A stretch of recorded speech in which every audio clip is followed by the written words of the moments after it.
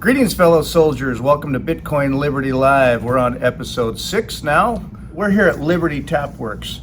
A friend of ours runs the bar here and gives us the studio space. So we come in here every week and have the quiet time when she's not open. So it's a great space to have. And she leaves the taps on, so. Yeah. Anybody wants to get a beer, just come on back here. Pour yourself one. We're drinking coffee this morning. We got our supply for the morning. I don't know if I look a little tired this morning or not. I've had family in town, busy activities, kids, graduations are happening with school, and mowed the lawn yesterday, prepping the ranch for visitors and presenting well.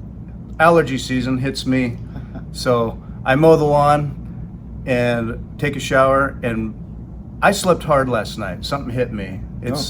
I get allergies sometimes, but anyway. So I don't know if I look tired this morning, but we're here with our coffee. Yeah, I look tired this morning because I'm old. Oh, that could be it too. We're just getting old. Just a couple of old farts. Yeah, my wife's younger than I am, and she'll make cracks about, oh, you're an old man. And even as we're raising a 2-year-old, I'm a good dad, and I've noticed my energy is not what it was when I was 20. Yeah, weird, huh? Strange how that works. Yeah, it's just an adjustment, but wiser for it.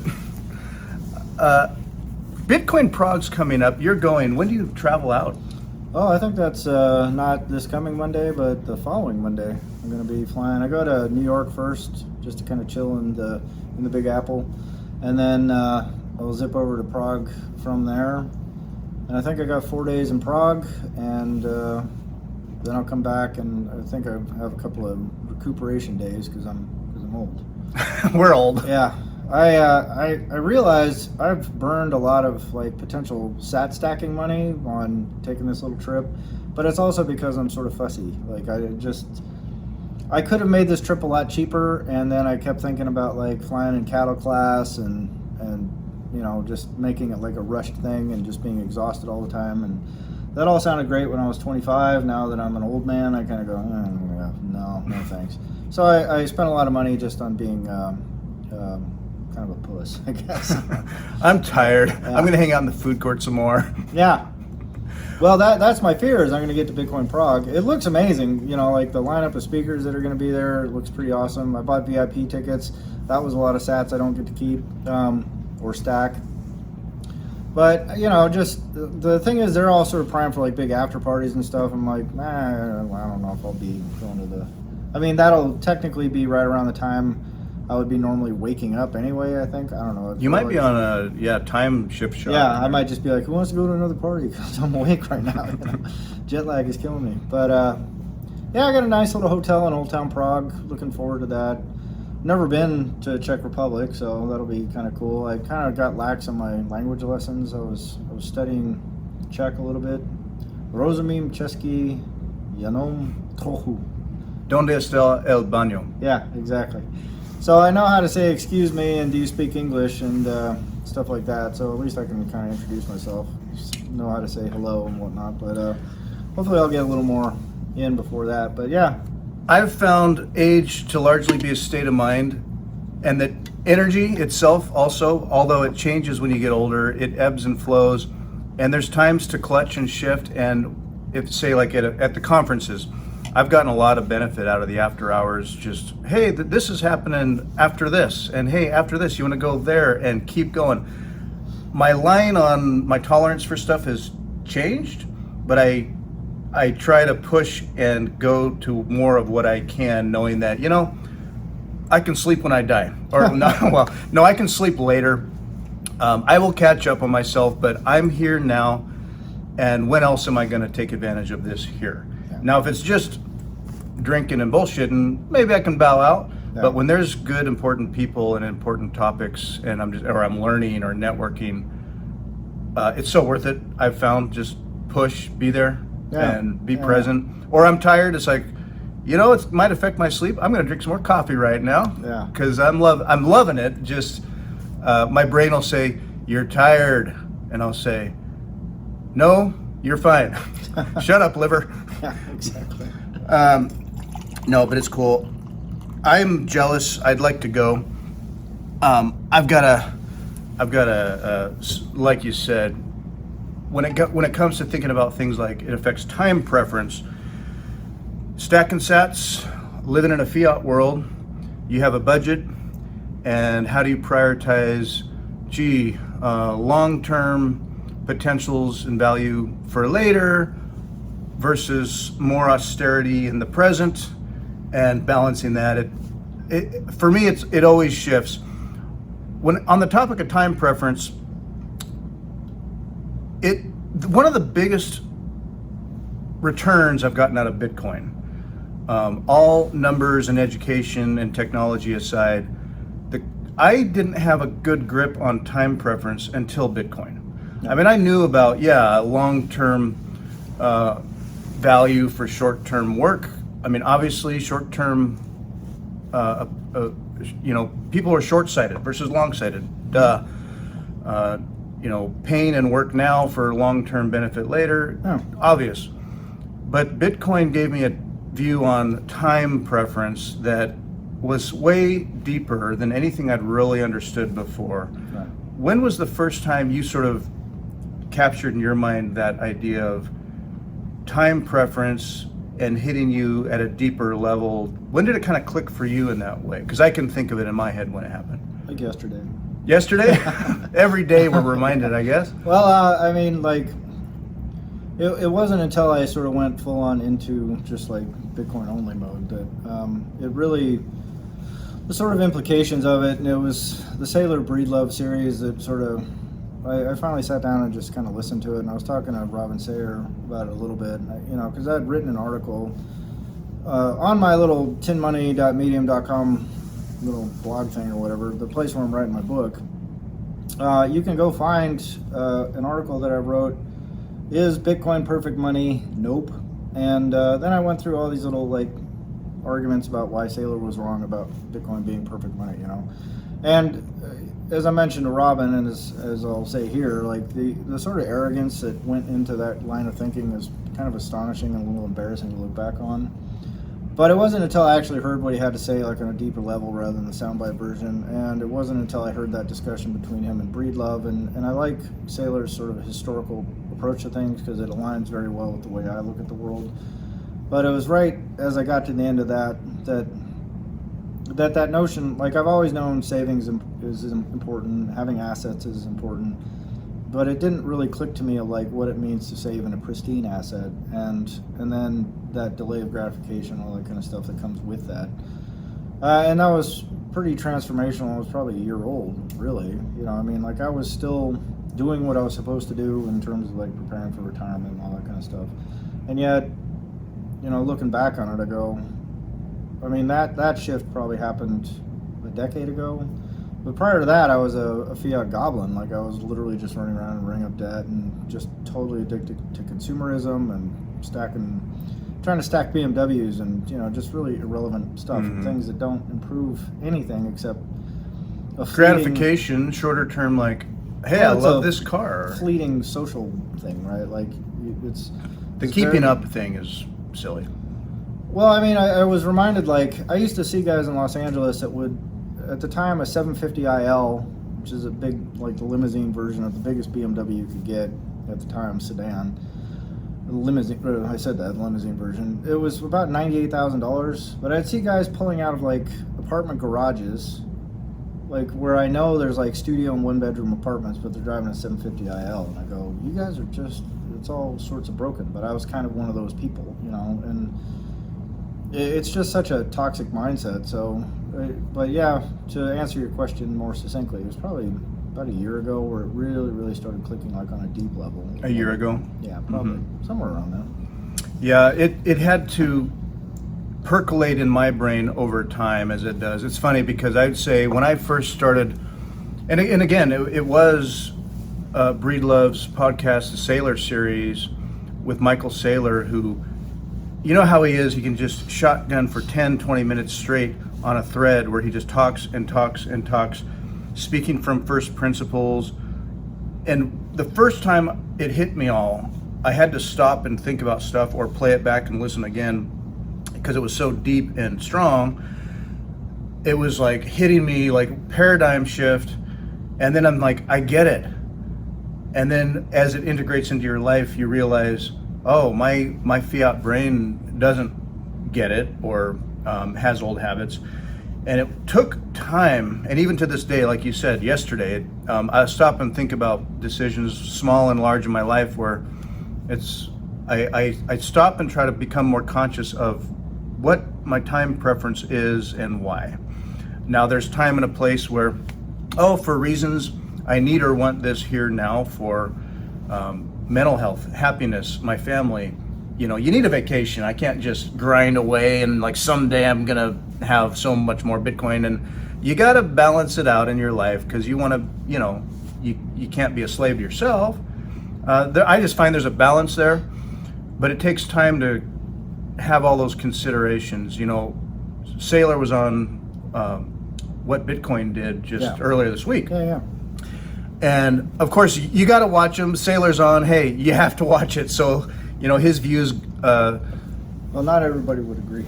I shouldn't presume that, I suppose. I love Saylor. I don't agree with everything he says. That said, he's this sort of version of a godhead for Bitcoin, given where he started and what he's done, and just his energy when he just boom, boom, boom. He will not stop talking. Yeah. I can't not listen. So I enjoy it. And then there's times where, okay, I've heard this thread before, and he goes and goes and goes and goes and goes. It's a reminder to me about time preference, priorities, first principles, because I realize I'm still learning all the time where I'm at in it all, or when there's big life changes to make or decisions to make. How does it fit integrating with a fiat world that I live in, which I want to get into, living in the fiat world. It was the time preference thing was galvanized more specifically for me when I started reading Saifedean's Principles of Economics, because he refers to Mises and other economists, where they literally did math and study on social dynamics of economies and time preference. Right.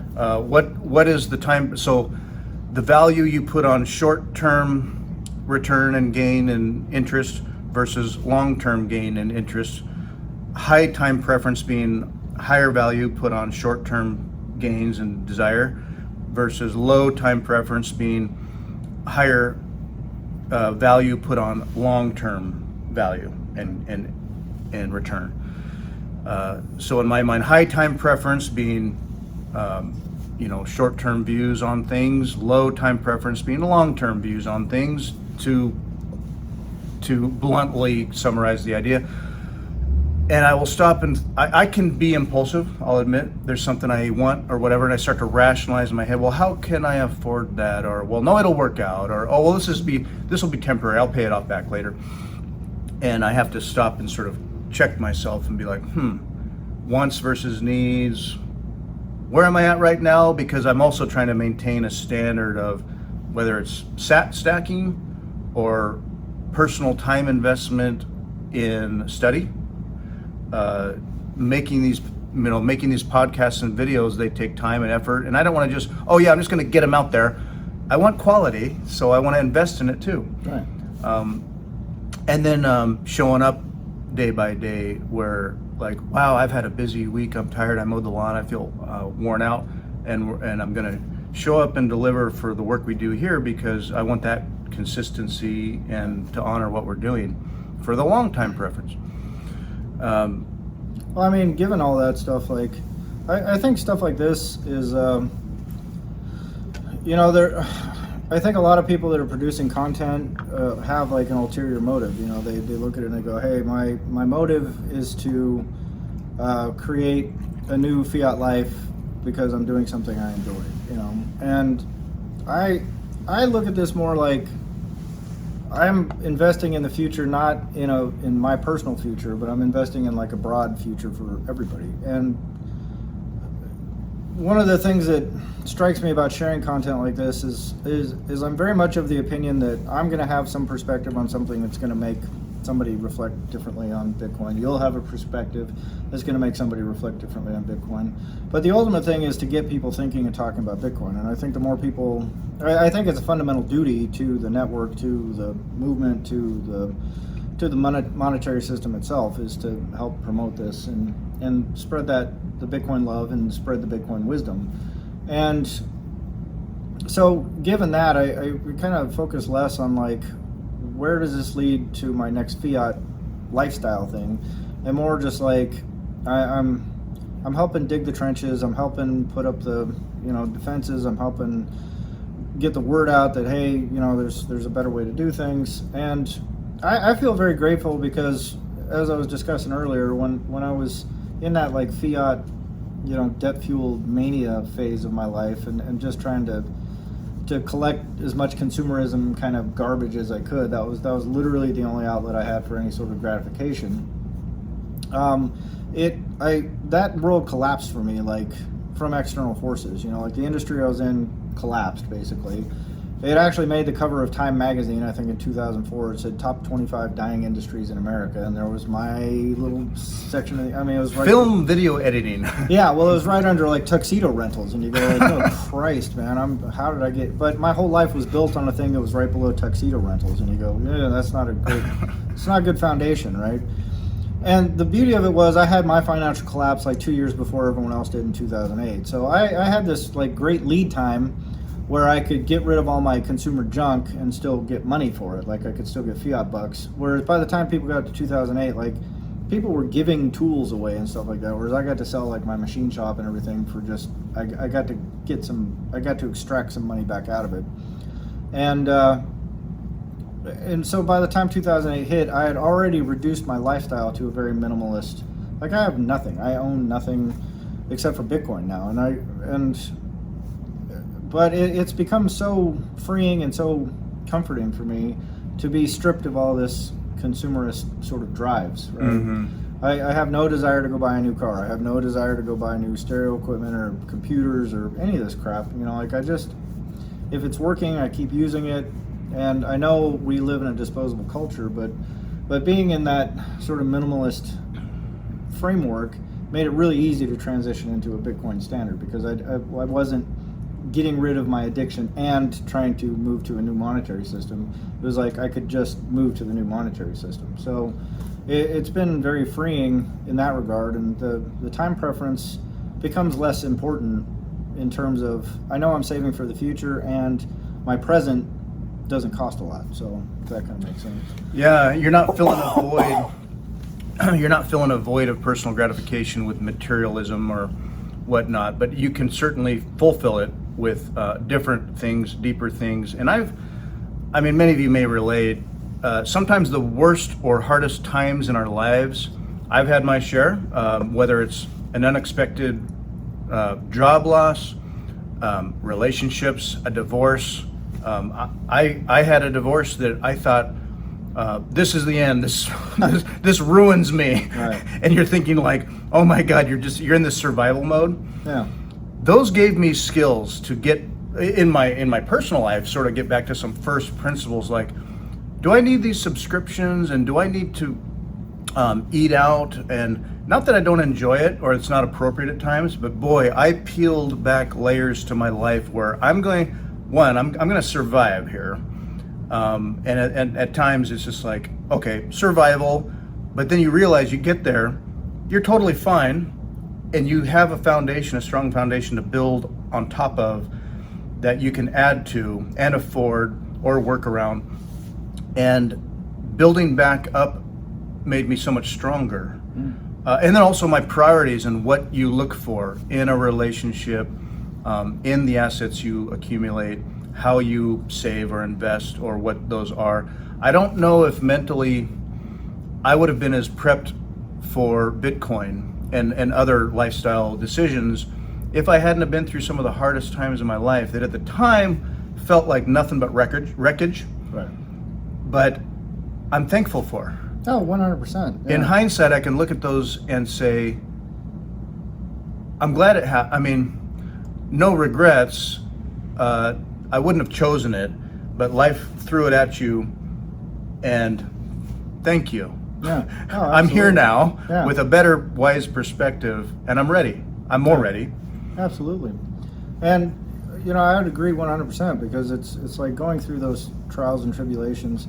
But I think a lot of that stuff that occurs to us or happens to us, it's like John Lennon said, life is what happens while you're busy making. Life is what happens to you When you're busy while making other plans. Other plans.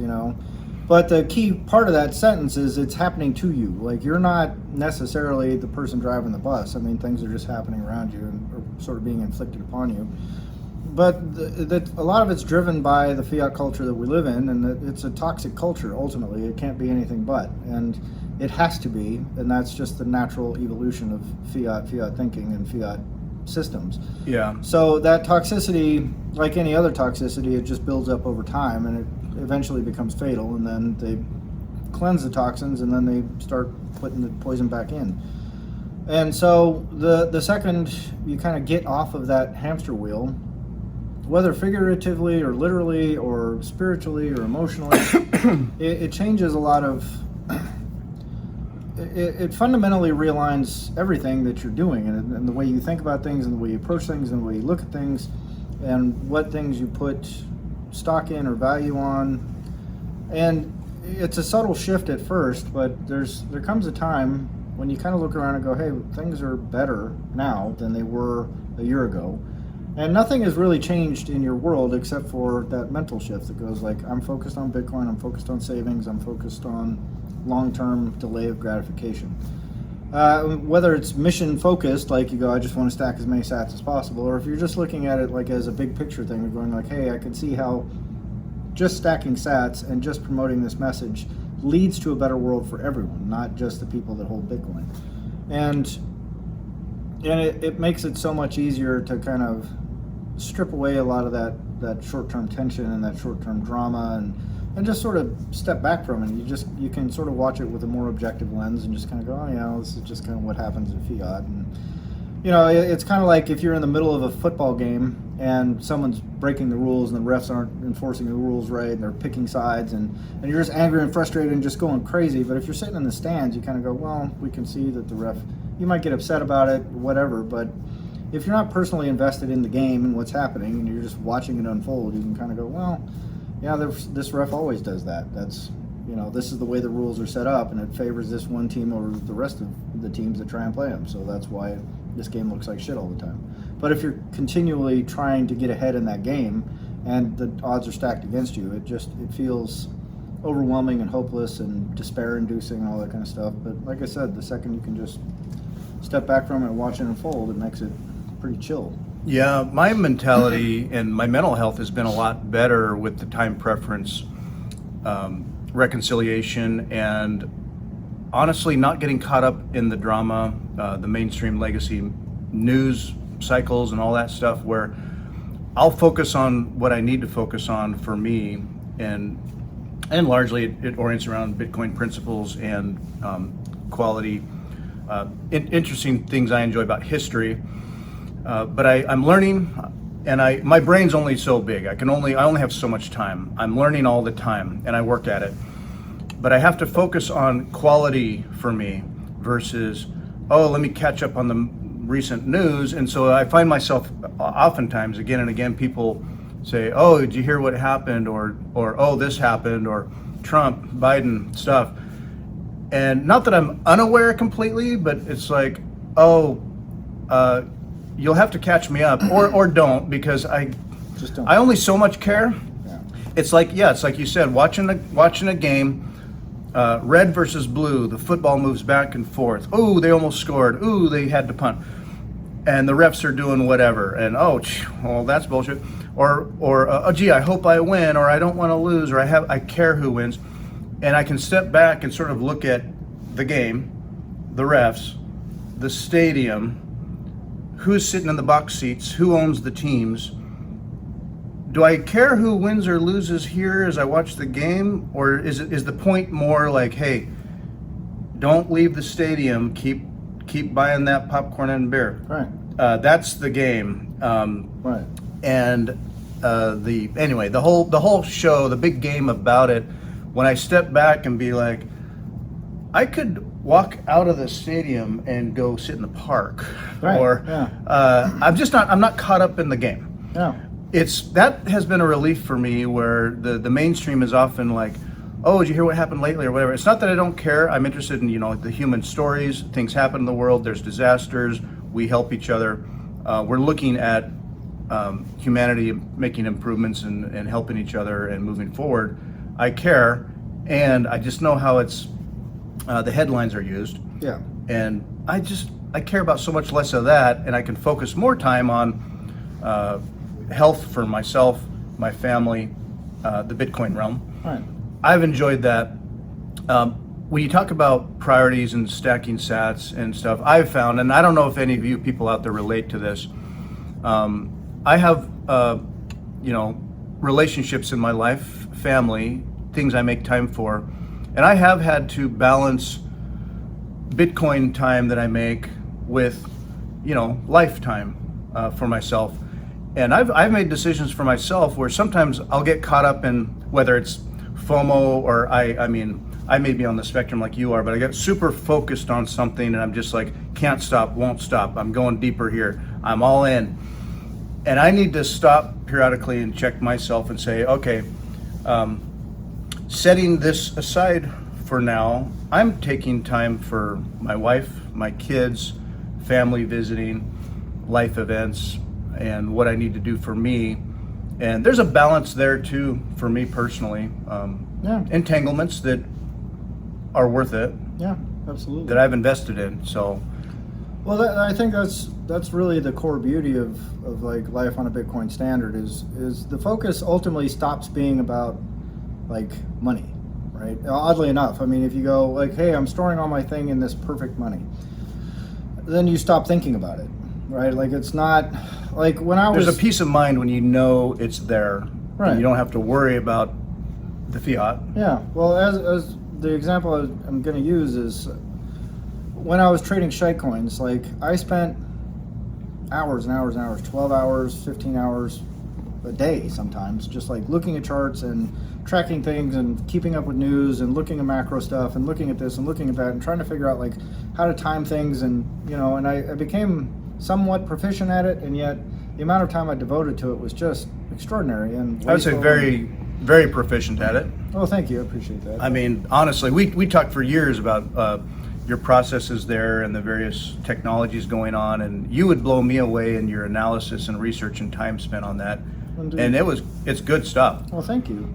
And ultimately, it felt like as I look back on it, I go, man, what was I?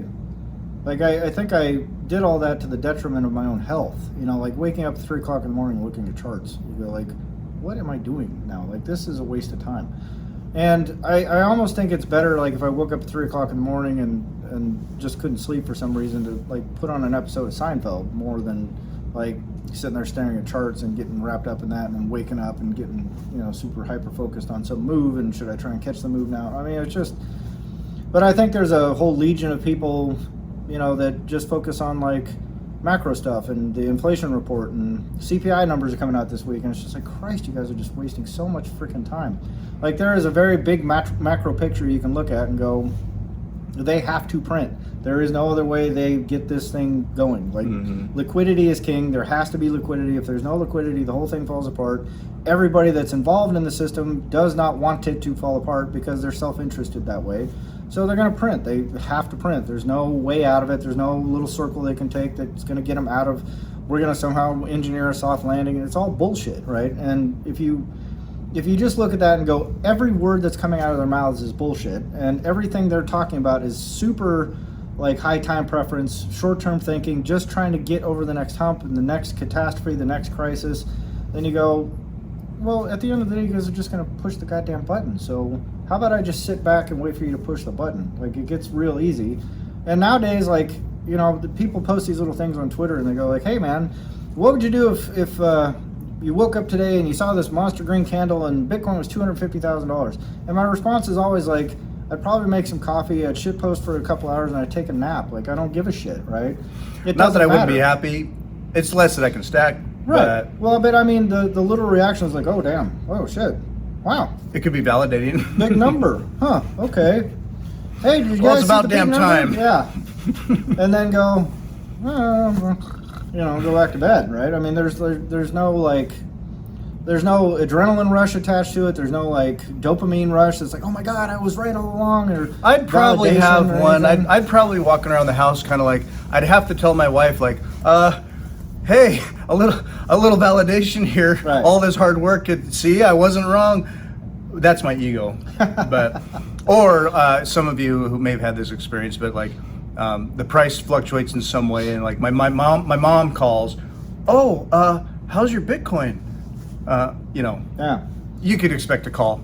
Oh yeah, 100%. I mean, on some level, even those voices are so muted to me now. It's like, it's the equivalent of like when flat earthers are coming up and talking to you, and you're just kind of like, it doesn't matter what you say. You're just a fucking moron. Like, there's no reason for me to engage. I'm not going to get heated and go like, how dare you say, and I've told you all along, I've proved that the world is round. Like, you don't care. Right? Well, yeah, okay. And so it's kind of the same thing with Bitcoin. You just go like, look, if this doesn't work, we're all borked. Like, there's no shiny rainbow path out of this mess without Bitcoin working. So I go, either it works or it doesn't. I'm pretty sure it will, because just the incentives that it creates helps facilitate more of that. Mm-hmm. And it doesn't hurt anybody if it works. Everybody gets screwed if it doesn't. So you go, well, either we're screwed or we're not. But there's no... Best I can do is just try and tell people, hey, it's better if we go this way than this way. And it's better if I have some of this than don't. It's better if you have some of this than don't.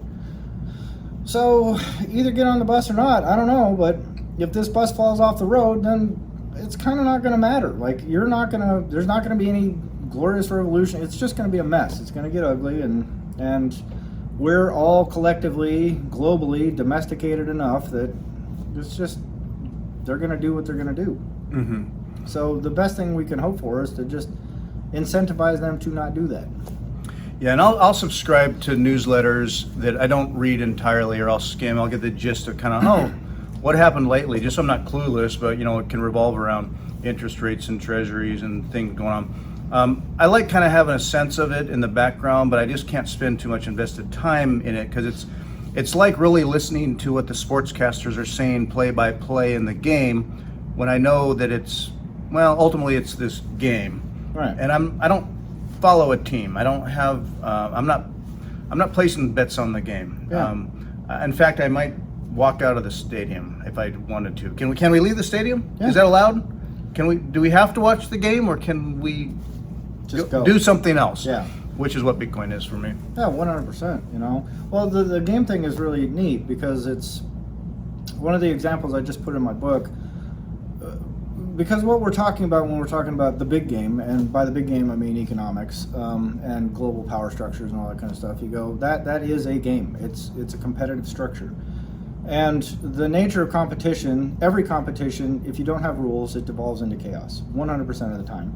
And the example I give is, I go, take modern football, modern American football, not the soccer version, the English football or the European football, and you go, the goal is one side has to get a ball over a line on this side, the other side's supposed to try and stop them until they get the ball, and then they need to try and get a ball over on this side. And I say, take that same game, put 24 men on a field, or however many they put. What is it on? I don't even know. I don't know either. I don't follow it. But take the same setup and then just remove all of the rules. Go, one team has to get a ball over the line over here, the other team has to get a ball over the line over here. And go, how long do you think that game gets played, even among friends, before everyone is fighting and arguing on the field? Well, rugby's that direction, maybe. Oh, there's rules. But there's rules on that. I mean, the thing is the first time someone realizes, like, hey, here's a way we can take these lack of rules to our advantage, we're going to do that. Then the other side's going to go, that's not fair. And then they go, well, why not? There's no rules. All the rules of the game are I have to get the ball over the line.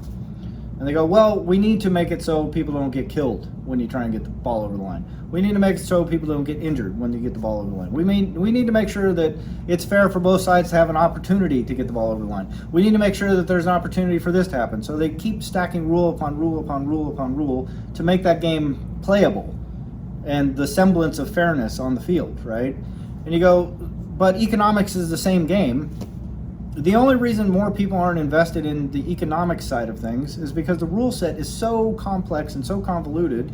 And when you finally strip back all the rules and you actually look and see, you go, oh, the rules aren't fair at all. Like, it favors one tiny little portion of the field and everybody else is fucked. Pardon my French. You can beep that. I don't care. I don't know. You should Does probably YouTube beep it. care? YouTube sometimes does. They have that content warning thing. I haven't figured it all out yet. Yeah, it doesn't matter.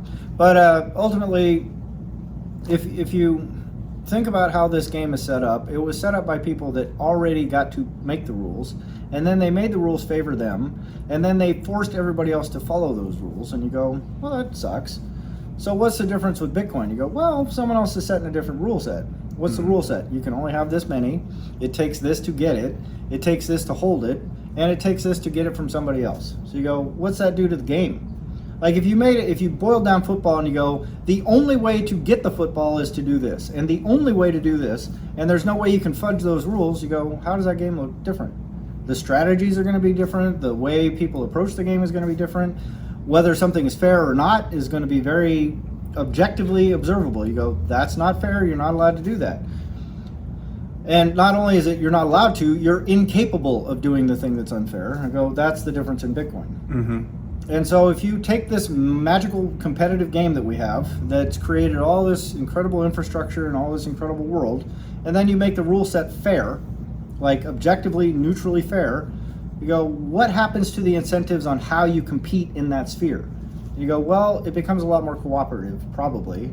It probably becomes a lot more coherent. It probably becomes less about grabbing as much as you can and more about maximizing utility or value or beauty or any number of things. And it incentivizes things to branch out in all kinds of different directions. Whereas right now, the only incentive is to stack as much as you can, as fast as you can, by any means necessary. Mm-hmm. And so that's, it's such a huge shift, and people don't see it yet.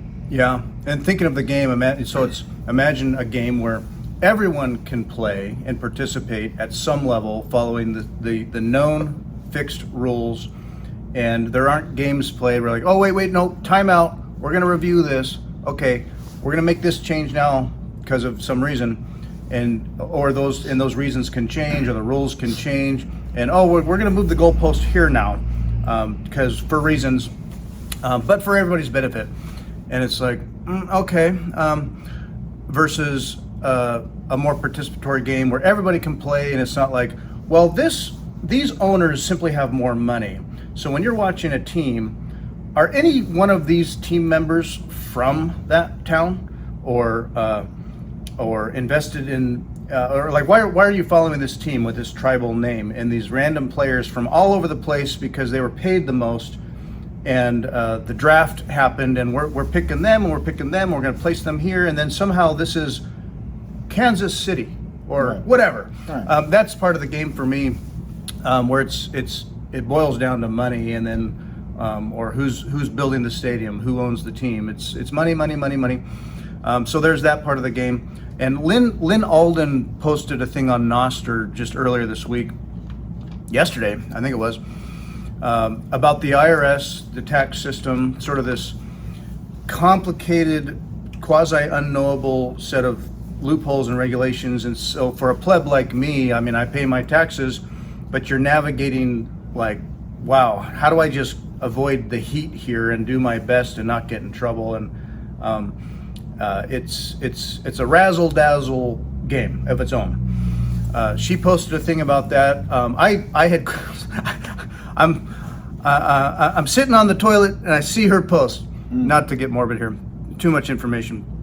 I'm like, oh, I had this great meme I'd stolen. I steal all my memes, obviously, as you do, and you repost them and share.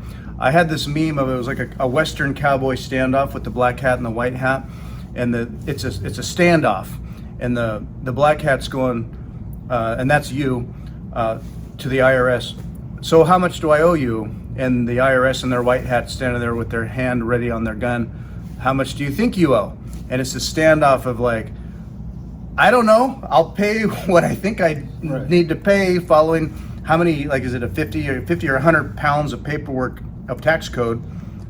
I don't know. Can TurboTax just sort this out for me? I usually keep my life pretty simple, so it's straightforward. But it's part of this other game of this razzle-dazzle set of complicated rules. And if you know enough or have an accountant or an advisor, and you can play the game and benefit. Whereas I just kind of like, I don't want problems here. I just want to pay my taxes. Not saying anything about the legitimacy of taxation and theft and all that stuff. Okay, there's taxes. Okay, I'm going to pay my taxes. Not that they're not taken anyway, but I'm going to get a return on their interest-free loan that I gave them. And I just want to stay out of trouble and do what I think they want me to do, but I don't understand the tax code law. It's too much. Right. The game is too complicated. There's a lot of lines and goalposts and referees. Can I just participate in a system where I know what the rules are, where I won't get in trouble unless I know I get in trouble? Well, that's precisely it. And that's like, right now you can go to any bar in America and you can ask somebody about football or baseball or whatever, and they'll have detailed knowledge of stats and player stats and performance metrics and rule changes. And I mean, they can parse this out really deeply, because if you look at the rule set for football, it's probably a couple hundred pages or something like that, right? You can talk to people that play golf, and they pretty well understand. Like, you talk to a PGA player, they're going to have detailed information about the rules and when you can move the ball and what counts as moving the ball and if a blade of grass touches the ball and all this crazy shit that they have to come up with because it's a competitive environment. And then you go, hey, can you explain the tax code to me? And they go, what are you talking to me? I mean, it's a shutdown, right? Right. Can you explain the legislative process? Can you explain? I'm just a bill. Yeah. It's on the hill. Yeah, exactly. Oh, is that? Sounds pretty straightforward. Right. And yet, that's the point, is like, people will say, oh, these corporations are greedy, or Donald Trump is greedy, or the Bidens are greedy, or whoever, greedy. And you go, or did they just bother to read the rules? And then they know how to manipulate the rules. Not manipulate, they just work within the rules. And I have a team of lawyers that will parse out the rules, and then Right. we do all this crazy stuff, and it's wow, all I within pay the no rules. taxes. Right. Well, that was Trump's point during his little debate with Hillary, is he goes, I'm just playing by the rules, man. You guys, you don't like the rules, that's on you, but that's the rules that are there. You put them there. Everybody else in Congress, everybody in the Senate, every corporation, every rich person in America is taking advantage of these same rules that I am. I don't know why you're picking on me. You do the same thing, Hillary. And if you look at that, you go, is that greedy, or is that just self-interested and they're just better at figuring out the rules? And you go, well, obviously it's self-interested and they're better at figuring out the rules. But if you choose to sit back and go, I don't want to learn the rules because they're too complex, then you automatically put yourself at a disadvantage to everyone else that bothered to read the rules. And for most people, they just can't do it. They don't have the capacity, they don't have the wherewithal, they don't have the time. I can't. Yeah, I mean, I've studied law. Like, I have a law degree, and a lot of those rules are still very opaque to me. And I know how to read them. But it makes it so the game is heavily tilted towards people that are really good at reading the rules. And it would be the same thing as if you went out to, say, play golf, and you got used to a guy who just goes out and whacks the ball around, and he goes, yeah, I shoot like a 70 every time I go out. I'm pretty much a scratch golfer. And then you actually forced him to follow every single PGA rule. All of a sudden, his scratch golf game goes to like 85 or 90. And you go, whoa, I never counted that before. You go, well, it doesn't matter. That's a mulligan. Yeah. Mulligan, oh, that the ball moved a little bit. That wasn't my fault. Oh, I'm just going to move this branch out of the way, and go, no, that shit's legal. Like, you're outside the law. You're outside the rules. And so, if somebody's aware of that, they can lever that against you if you're playing them in golf. And all of a sudden you go, oh, this game's way different than I thought it was, because I thought I would just whack the ball around and I was a good golfer. But if you are forcing me to follow all the rules, then the golf game gets a lot harder. So it's the same thing with the sort of complexity of the legal system we have. Like, we just defer to, well, I'll just reduce complexity by putting myself at a massive disadvantage continually, always, forever and ever and ever. And the beauty of the Bitcoin standard, and the beauty of putting Bitcoin as a base layer, giving property rights to Bitcoin, is it simplifies that rule set at the base layer. And so all the rules that have to crop up after that to provide a competitive market become very, very different in their orientation, because you have a very, very clear starting assumption. You go, one must get this to have property rights. You go, okay, how do you build on that? Because right now, property rights, like, if the government comes right now the local county government, state government, the federal government comes along and goes, I want your house. And you go pound sand, my house, I have a piece of paper that says so. And they go, yeah, we don't care about your paper. Get out or we're going to kill you. You go, but not fair. And they go, do something about it. Well, I'm going to stand here on my last stand. Okay, great. We're going to bring a bunch of guns and tanks and we're going to burn you out of this house, but it's our land now. So you don't have property rights. So you go, how do you get property rights? Well, by force. Clearly, I got a nuke. That's how North Korea has enjoyed property rights since the 1950s. They go, we got a nuke too. Come in and take my land. And they go, oh, we can't do that anymore. Used to be we could just roll our tanks in and knock you over, but now you might blow something up that we like, so that's no good. So the way you gain egalitarian zero trust access to your land is through force, and the way people can take it from you and create their own egalitarian zero trust access to your land is by force. You go, how do you get rights to Bitcoin? You go, well, it's by voluntary association. You go, oh, libertarian principle. The only way you can get into the network is to play by the same rules everybody else has. So you go, how can the government come and take your Bitcoin? Can't. If you properly custody it and store it, can't have it. Yep. It can short circuit that game. And imagine, if you will, thinking of tax collection or tax code, imagine if it was a single page that just said, everyone shall pay 10%, just flat across the board. Companies, individuals, whatever, 10% of everything that you collect or earn or make. Okay, government's going to take 10% of that. How many people would pay if on January 1, everyone's doing their thing, living their life, making their money, doing what they do, and say that could be just seen and audited and all that and known, and it stacks up. January 1, IRS says, okay, say they know you have this much, you now owe us 10%, and for you that's going to be $10,000. You've earned it and you knew ahead of time what the rules are. Now they're here to collect. How many people would pay after the fact? Plus maybe they spent it, they don't have it, or they owe it, but it's like, okay, here's your bill, you now owe this much, and it's time to pay. And there'd be 1,000 different stories of people with reasons or disagreements or but it would be hard to collect, I think, on that, versus the way it works now. And it's just like, well, you make money as an employer, you hold it up front. And we hold it up front, and you don't see it. You're not looking at your pay stub. Gee, at least you can look at it, but you stop thinking about it so much. It's just part of it just goes away for all these things. So then they are dependent on how you do your paperwork, but you kind of come close to what you may or may not owe at the end of the reconciliatorial end of the year. And then a lot of people look forward to actually just getting a return, so you're incentivized to do your taxes as best you can, because you probably are going to get some money back while the government had more of your money, held. And so there is that incentive to play that game, because you'll probably get some back, or maybe you owe less, or however you did it. It kind of facilitates a game where, the rules are crazy and complicated, you don't really know, but you're going to maybe get some money back. Versus, really simple flat tax, and then you experience that feeling of, wow, I'm paying this much money at the end of the year. Right. You feel it, and the psychology of all that is like, what is this money going to? Yeah. What am I paying for again? Yeah. Versus, and I heard some crazy stat about, for a large majority of people, their tax return is the largest savings they have. Or the biggest bonus they get in a year. You get a tax return, it's like, woohoo, I got some money back. And that's like the biggest lump sum they see in a year that was not always necessarily completely planned for exactly. Right. Although, boy, as soon as my tax return gets in, I can, upgrade my life. It's part of the game.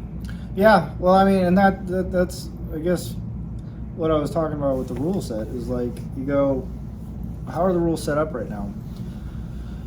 There's like right now, if you won the lottery, the smartest thing to do, they'll tell you, hey, you owe us tax on that lottery. You go, yeah, I'll pay it next April. They go, no, you should pay it right now because of this and that. And you go, nope, pay it next April. Totally fair, nothing wrong with that. And most people will just pay the tax up front, or they'll spread it out through the year or whatever. But the smart thing to do is invest that money, get a return on that money, and then your tax burden is, you start kicking your tax burden down the road. And 100% of the people who win the lottery will not do that because A, they're playing the lottery, so that tells you right out of the gate they don't understand math or money or economics or anything else. The lottery is like a tax on people who are bad at math. Well, it's a tax on people that are just not thinking real clearly. But unfortunately, it hits socioeconomically. It's like a regressive tax. Oh yeah. It's a regressive tax on people. Lower incomes tend to play the lottery. Yeah, 100%. And the point being is, like, if you had a rich person playing that game and they won somehow, like their servant or whatever bought them a lottery ticket for the birthday and then they won, they're going to treat those windfall winnings a lot differently, just through the rules of the tax code. They're not going to manipulate it. They're going to follow the rules to the letter in the way that most advantages them. And most people who win the lottery won't. Same thing's true with the wage earners, and they are not taking advantage of the best ways to mitigate their taxes every year. So because it's a burden, and the way it's set up now, the cost burden to do that is only available to the people that have lots and lots of income. So for the average schmuck, it's easier just to take from you every month and then give you a little back if they feel like it's necessary. But ultimately, it's a continual slave cycle, right? It permeates or perpetuates this thing that keeps you locked into that fiat system. And that's by design, I think, because to have people that accelerate out of that system, that can save their way out of that system, that don't have to participate in that system as much anymore, it becomes a net burden on the scheme, on the game, right? So they set up the game to favor the people that are in control of those levers. And like I said, the Bitcoin changes that fundamentally, and it makes it so I can envision a future where you go, oh, we just don't pay tax because we don't have to, or there's no way to enforce it, or things like that. Like the core libertarian societal. Well, I mean, libertarians are wackadoodles. They can't. It's just nonsense. But isn't there a libertarian approach to things on a Bitcoin standard that could work the way you're saying? Well, no. I mean, not from an income tax perspective. Like, that's already runs afoul of libertarian principles anyway. I would say the sovereign still is going to control the land, period. 100%. There's no libertarian way to distribute land rights other than having a sovereign. And anybody that would argue to the contrary, I go, well, how do you enforce your property rights? Force. Well, how? Whatever you got, I guess. So if I can overwhelm your force, do I get your property? That's the thing. So on one sense, firearms are a great equalizer. Then again, stack those firearms too. How many armed people do you have? Now that gets pretty. Well, I would say tell it to every country we've invaded over the last 100 years. Sure. You go, they all had guns. Did that stop the United States military from coming in and going, nope, we're here now? Well, the U.S. lost Vietnam and other places because you couldn't fiat control people living in the ground. I would argue against that.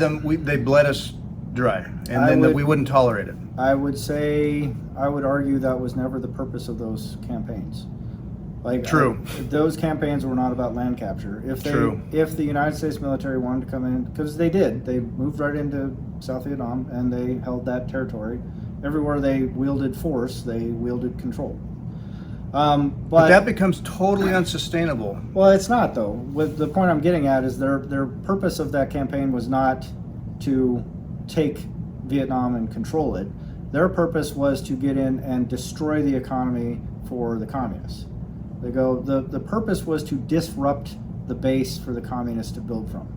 So it was always about, we're going to enrich the contractors and we're going to make it so they can't function for another 50 years. And if you look at the economy of Vietnam, it's only just in the last 10 or 15 years that it's starting to recover and become a profitable sustainable economy. And that was the purpose of it. They go, we are not here to take over Vietnam. We are just here to wreck the country. We just flatten it. Thinking long term, thinking of the Great Realignment in a long-term Bitcoin standard as the Great Realignment occurs, wars like that you don't start. Well, there's no incentive to do any of that stuff. I mean, the broad point I'm getting at is like, if we're talking about land and we're talking about a tax system that may work, you go, well, the land use tax, as someone has called it, it's like the least worst tax you can do. And it's sort of the reverse of right now. The incentive right now is to gobble up land and hold on to it.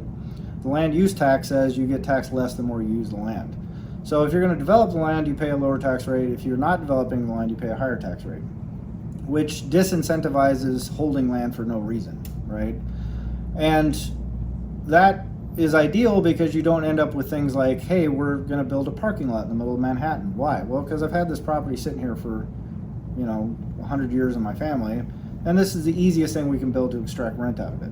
You go, well, is that the best use of property in the middle of Manhattan? You go, no, but it's how we own it, and we pay less tax because there's not a big building on it. So so it gets things set correctly in terms of how the sovereign can manage land use, right? But if the sovereign is also able to, take that land use tax and then put it into something that increases in value over time or something like that, it changes that. It realigns the sovereign's incentive to hold land or to not hold land, or how they evaluate property rights or how they distribute property rights. But ultimately, the broad point is like the only property rights you can enjoy as a human being on planet Earth right now is Bitcoin, because you don't own any rights to your life, your body, your bodily integrity. All that stuff can be revoked. We work in a business that revokes those rights continually. We violate people's bodily integrity all the time. So as a matter of course, as a matter of business, that's what we do. You go, well, it's because of all the rules that we have in place that said somebody did something that's against this. And you go, yeah, sure, well, tell Donald Trump, because he just got rung up on some BS, best I can tell.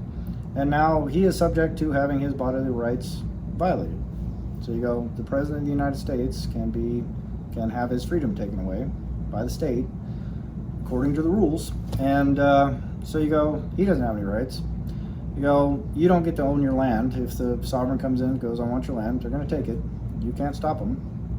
And if you want to live in some ANCAP fantasyland bullshit libertarian idea about stuff, you go, this is my land and I'll defend it because I have guns. I go, well, tell a bunch of people that have bigger guns, come and take it from you, and then you don't have. So you go, well, then we'll have private militaries. I go, well, what if the bigger private military comes along and takes your land anyway? Well, then we'll have to. I mean, there's just no answer. There's no end to that series of, we're just going to get bigger and bigger and bigger and bigger guns, and I'll have a nuclear bomb that sits in the middle of my land. If anyone tries to take my land, I'm going to have a nuclear. So, no, you're not, dude. It's just that runs into constraints. So if we elevate everybody on planet Earth to a property rights holder because they own Bitcoin or a piece of Bitcoin, then it fundamentally changes all that, because it's unseizable property now. Whereas every other property on Earth, every other asset on Earth is subject to sovereign capture, sovereign seizure, and that's a big deal. Well, could that Bitcoin standard invest in localized community support systems that are very distributed, involve a lot of people, a lot of pro-social community collective cooperation, not through any kind of force, but through what works individually and for people, and just through a good sound economy, where in so many areas, in so many ways, it's free and independent and doing fine on its own, and is well distributed. Sort of like, say, it'd be like having a good Bitcoin hash rate that's well distributed, and that's in society. So any one fiat force that, comparing it to Bitcoin, say somebody simply owns a lot of Bitcoin. Okay, and then there's a lot of distributed Bitcoin in the world for a lot of people. Is that fiat force able to come in and say, we're going to assert this on you, much like the U.S. thinks they're going to, on a short-term ability, for whatever motivation, we're going to move in and take control of all this stuff, and what you're fighting and grinding against is just a well-hashed, well-distributed society, community, that can be less affected because, one, this fiat force, say they've stacked a lot of sats, But they're gonna what? Spend that down or lose their position over time as they're bled dry trying to attack something very distributed. I don't even understand what that would look like. I mean, like, imagine if society is all over the, it's a big planet, it's a big country, and communities are very well distributed and functioning independently on their land. How do you take that from the people without this crazy force that has to what? Sit there and enforce it? I don't know that they could do it. well, they're doing it right now. Well, but on the fiat standard. So I'm imagining the Great Realignment way down the road where communities were doing well on their own and don't need the grant money or the fiat. I think that is the fundamental problem that I think everybody has, myself included, on picturing what the world looks like on a Bitcoin standard. Because the only models we have are based on the fiat rule set. So you go, oh, well, it's going to be the fiat rules, but we're going to have these couple little tweaks on it. You go, maybe, but I don't know. Like, do you have a country on a fiat standard? I don't know. Would you need one?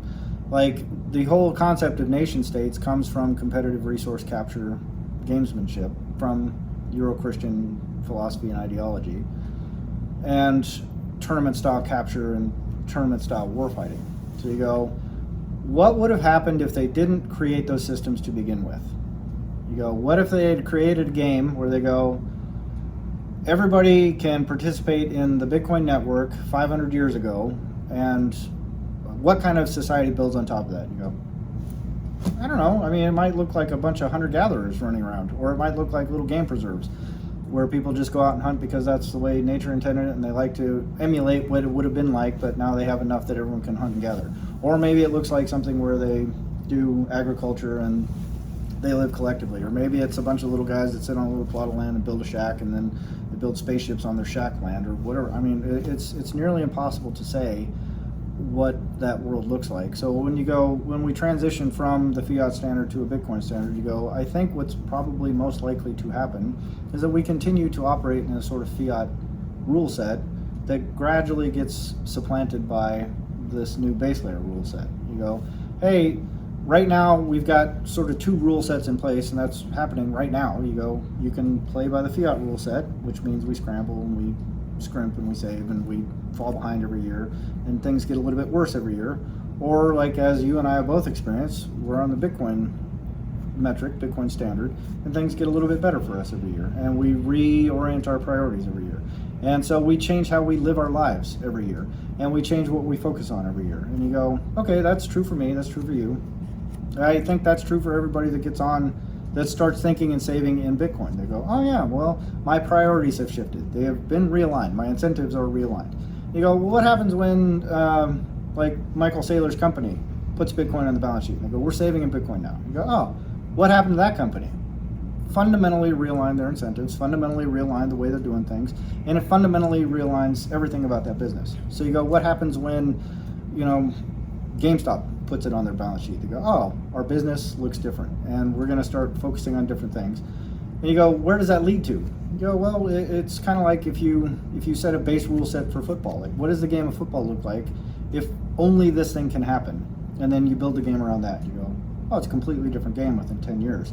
And we have no idea because it's limited by human creativity about how do we better play this game with this fair rule set. And with the introduction of like AI and all that kind of stuff, you look at like the computer, the AI that beat the Go player, the Go, the game Go.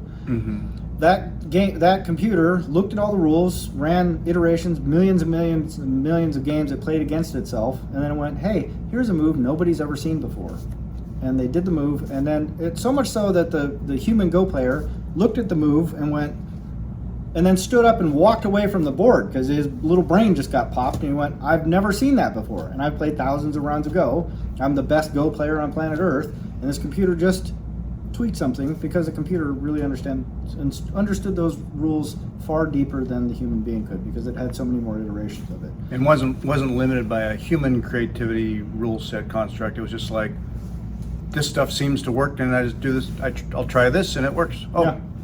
For no reason other than it works.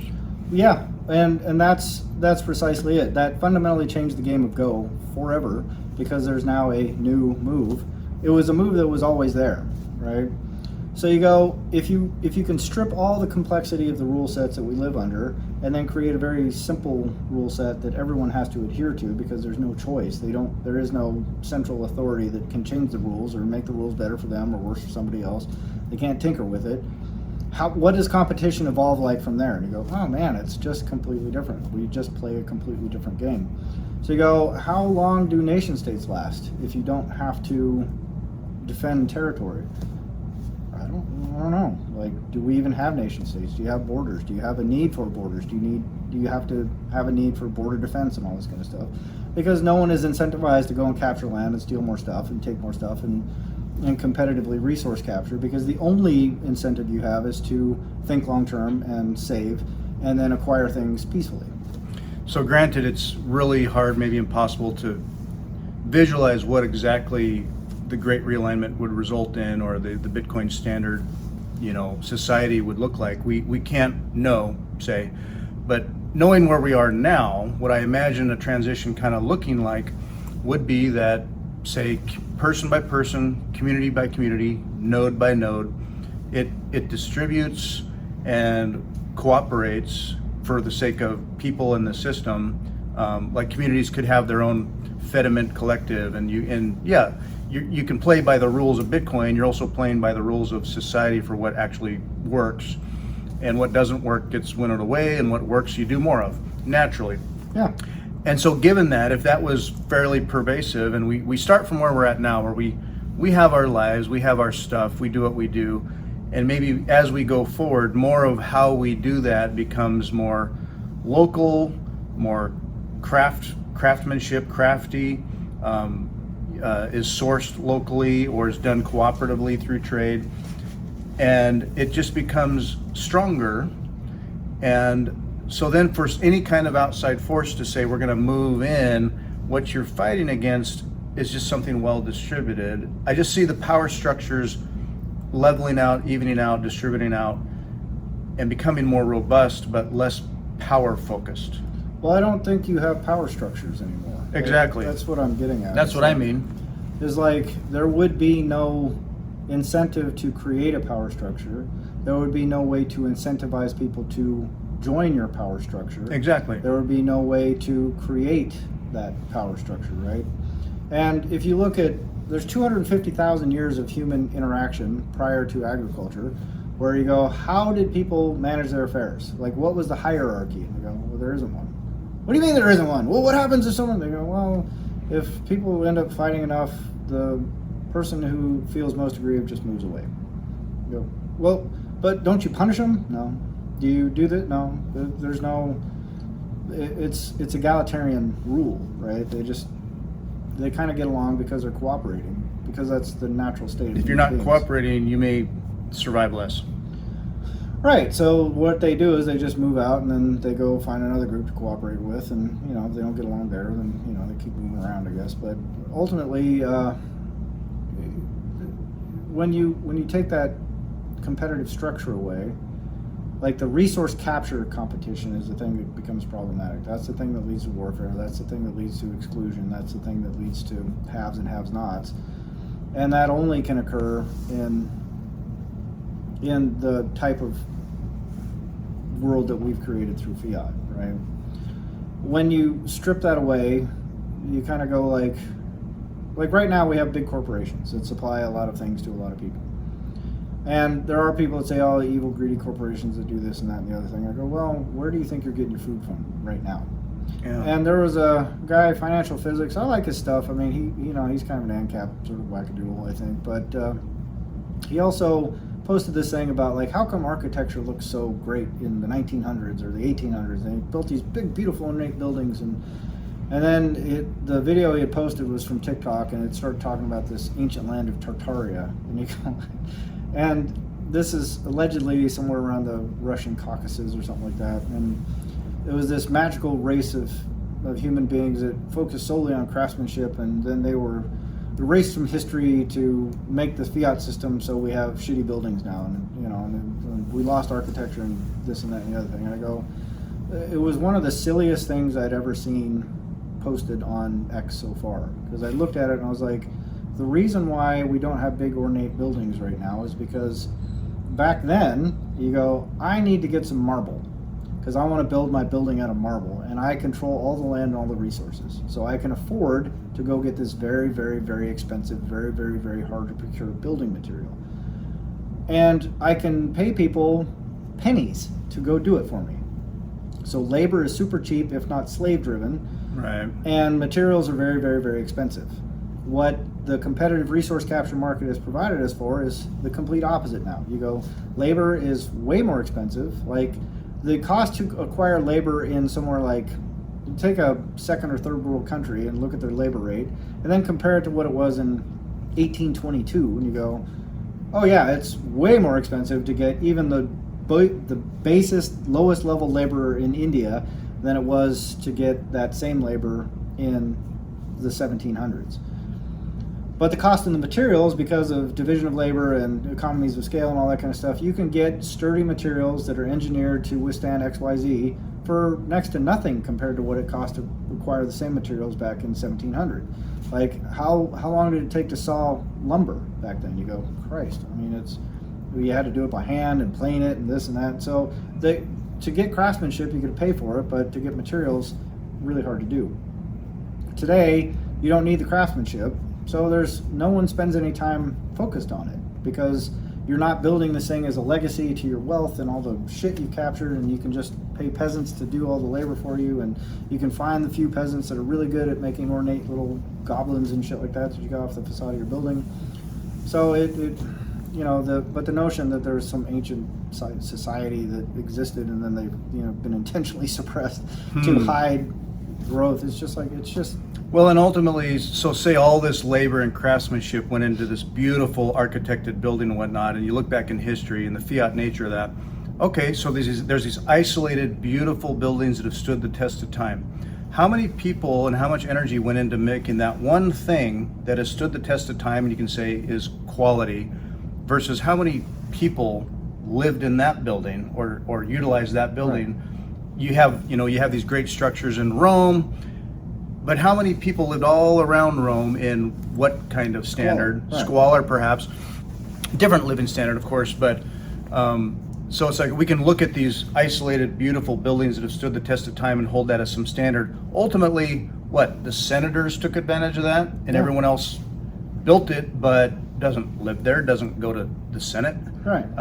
Whereas nowadays you could say, oh, things are quicker, faster, cheaper, cookie cutter. But we certainly, not that housing is all that available and affordable, but more people have houses of a sense of quality to live in. They're engineered structures now. And they're engineered, yeah.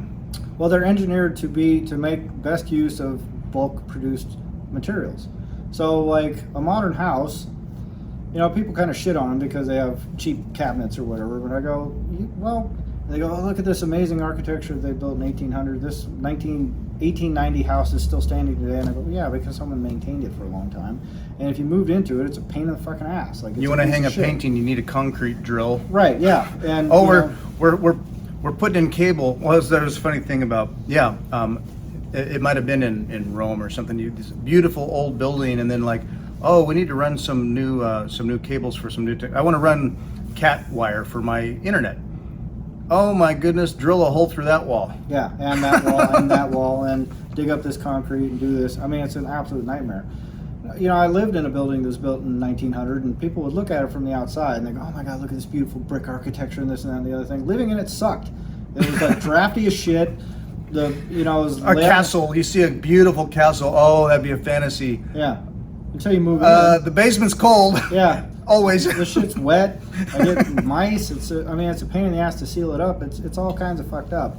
And if you look at a modern house and you go, well, the thermal envelope isn't that great, and they're coming up with better materials that are, but they're improving on that kind of stuff. But the structure itself is sound.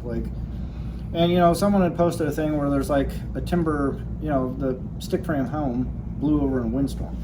I go, well, yeah, because it's not done yet, dummy. yeah, if you stack a bunch of sticks and then you can't finish it and put the bracing on the sides, the thing falls over. It's very vulnerable to that at that stage of construction. If you finish the siding, just one more step before the wind comes, the thing will stand there up to 120 mile an hour winds. It'll just, no problem. Yep, we're just sitting here. You could lose windows. There's also shutters for that. I totally get it. I don't judge modern architecture so much, and I mean, I like, I don't know, I'm no slave to fashion. I'm no architect. I mean, Ayn Rand, her books were about, like I'm trying to remember the character's name, but an architect who was about quality versus, you know, the mass-produced stuff. I totally get it, and I think the idea is there about a past episode we talked about quality, the nature of ascertaining quality. I'm all about quality, and I don't judge style so much versus quality for longevity's sake and, you know, usability, practical sake, I suppose. So yeah, that guy's comparison sounds kind of goofy. Well, you know, it's funny that you mentioned the quality thing, and I think that sort of ties into what we were talking about, like, what does the future look like? And I go, I imagine the future looks like corporations continue to provide bulk, base, sustaining goods. You go like, hey, we still want dimensional lumber because it's standardized and it's easy to build things that way. We still want clothing, like just decent, sturdy clothes. And we still want, but the cost of that production goes to zero, priced in Bitcoin. As Jeff Booth says continually, the cost of producing these items goes to zero. How you distribute them changes all of a sudden though, right? Because we're on a Bitcoin standard, not a competitive resource capture standard. So I think what you find is like your base sustaining things are provided at a bulk level thanks to economies of scale. And then the things that become really important are things like craftsmanship. You go like, hey, I want something a little nicer than the standard. And then you start finding people that specialize in just that. And so given that we have a structure in place already where people are accustomed to things like, I just go to the store and I buy a shirt. Like, you don't have to sit there and like get a loom and weave the cloth and then stitch it together with some animal hair and all this crazy shit. Like, we don't grow cotton around here, and you can just go down and the thing is, your selection might go to pretty minimal stuff. You might go, well, you get blue or black. That's your choice today. And you go, well, I want a red shirt with checks. And you go, well, you need to go find a specialist to make that for you. But then people that specialize in that can devote the time to it because the way they are saving isn't based on, I need to produce as many of these as possible so I can make as many as I can to try and overcome inflation and monetary debasement and all this kind of stuff. And then the only way we can do that at scale is by joining a factory that makes these things, and then my labor is not worth anything anymore, so now I have to go serve tables at, you know, and instead it shifts it back to like, oh, I can make 2 shirts a year and I have enough to sustain myself because I can save. When I make a little bit of profit, I can save for the next. And I can, so that realignment of just that one little aspect of life, with clothing. You go, what does clothing look like? I go, well, there's probably mass-produced clothing. They probably produce it at such a nominal cost that it's not even worth mentioning. Anybody can get it. It's practically free, if not free outright. And the corporation that produces it is taking a fraction of a penny profit every time, but they put that in Bitcoin, and Bitcoin keeps going up because the government is still inflating money to keep funding their operations. And so round and round you go. And then sooner or later, it just, that circle becomes tighter and smaller, and then the people working at the factory, and we get more automation there, and then they go, well, we don't need you as much, and so these people go out and figure out how to make pots or, you know, cook food better or whatever. And so you get this really highly specialized sort of neat economy that radiates outwards.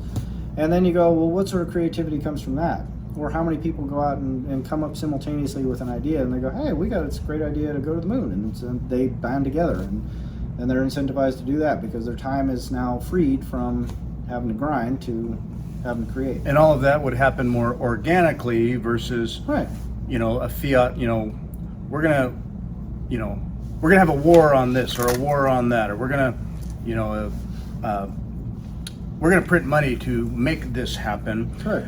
As this alignment occurs, so at one level, when you're into Bitcoin and your time preference shifts, and we talked about the time preference here just now, and you start imposing a kind of, I guess I would call it austerity on yourself, self-imposed, reasonable, personal choice driven, call it austerity. Yeah, sure. What I see happening from powers that be, as they print and things are not working and get worse, or you just can't outpace the rates of everything having to try to keep up, exponential factors there. I see a desperation that would occur. You know, if you're not going to make the transition and you're still trying to print or create a new phoenix rising out of whatever ashes, I see a kind of desperation or attempt at a great reset that I don't know how you don't get around the idea of a forced austerity fascism. I call it austerity fascism.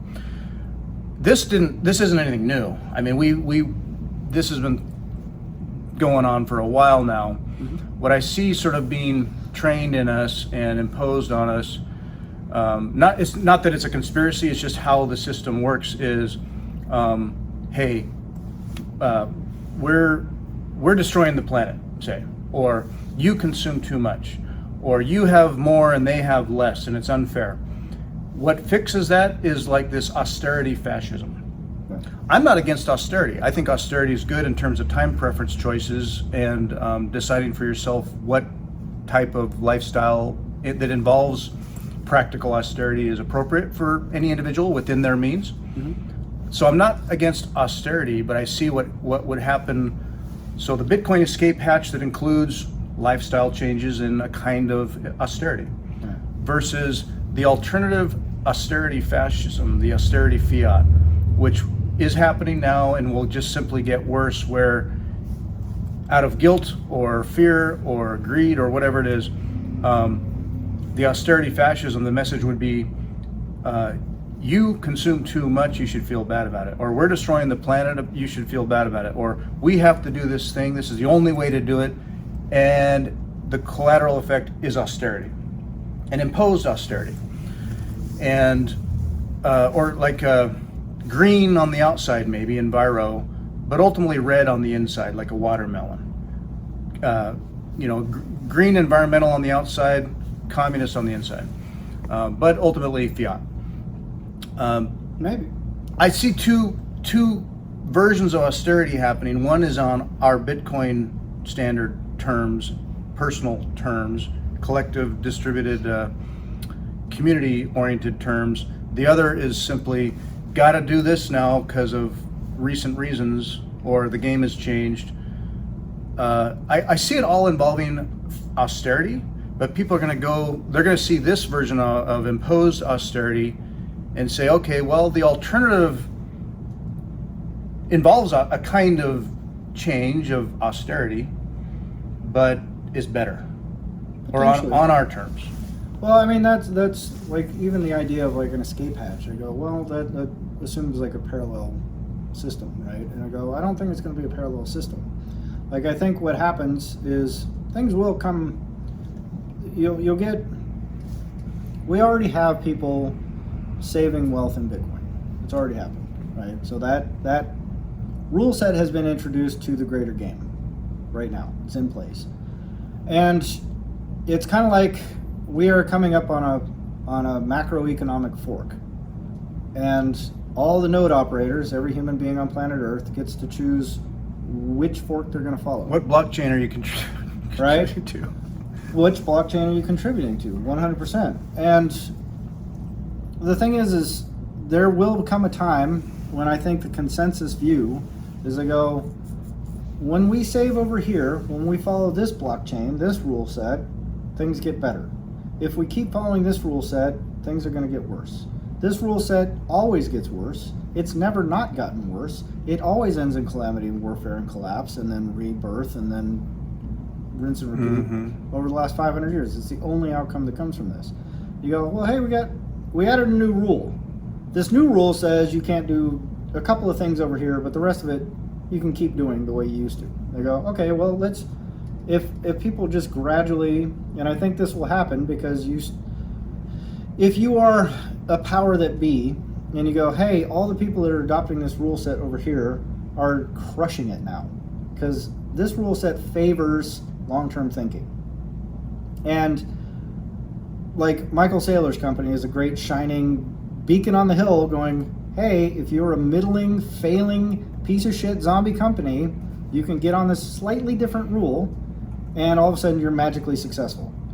So if you're all the other, like he pointed out in his little speech, he goes, hey, if you're one of the 493 companies in the S&P 500 that's treading water. Like if you're not growing 10% a year, well, he said it in his last podcast, and he said it before, but yeah, if it's like, ooh, we keep making 10%. Well, what is that but maybe not falling behind? Yeah. Like you better be, and that it's that rat race. Right. So if you go, oh, I can just not be in the rat race anymore.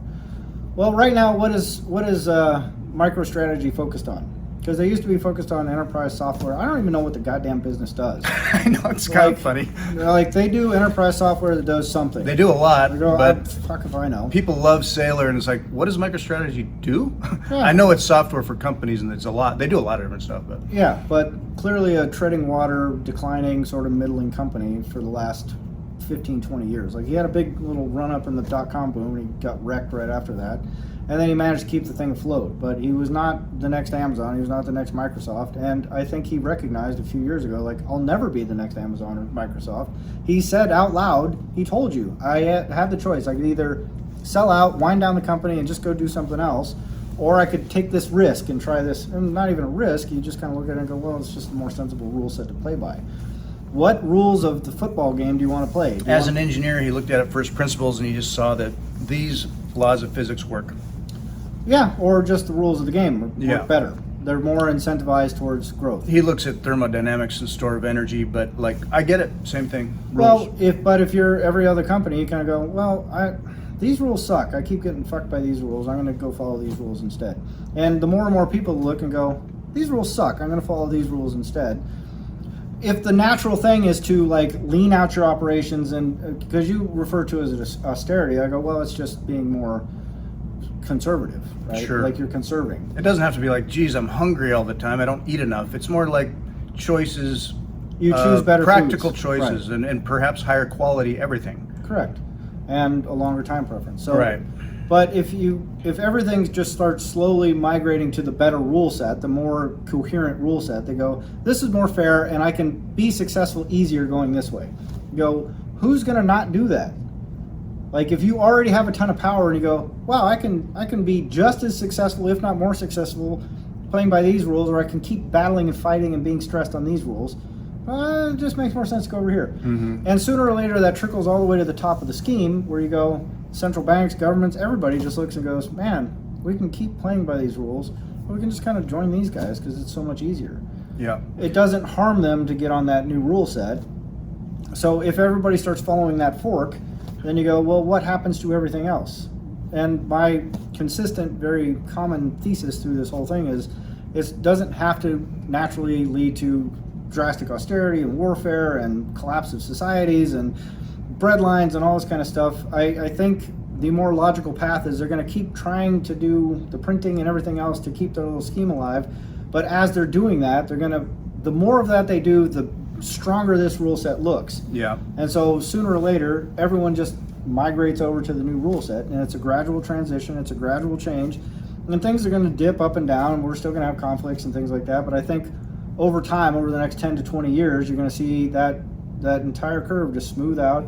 Everything's going to get a lot easier. Mm-hmm. Everybody's going to start prospering a lot more, and then we finally get to unleash the creativity that's been contained and restrained and withheld from all of humanity for the last 500 years. We get to see how amazing can we be, mm-hmm. because we are all following a fair rule set. And you go, man, it's a beautiful world. I don't know what it looks like, but I'm pretty sure just given what we've created under really shitty rules, you look at all the amazing stuff we built, I go, what happens when the rules are nice? You go, oh, fuck, man, we're going to be on Mars in 10 years. No problem. It's going to be a legit age of abundance, whether you have AI doing it or not, because we already have one. We're already in the age of abundance. We already overproduce by 80%, and then we waste it because fiat forces that. Yeah.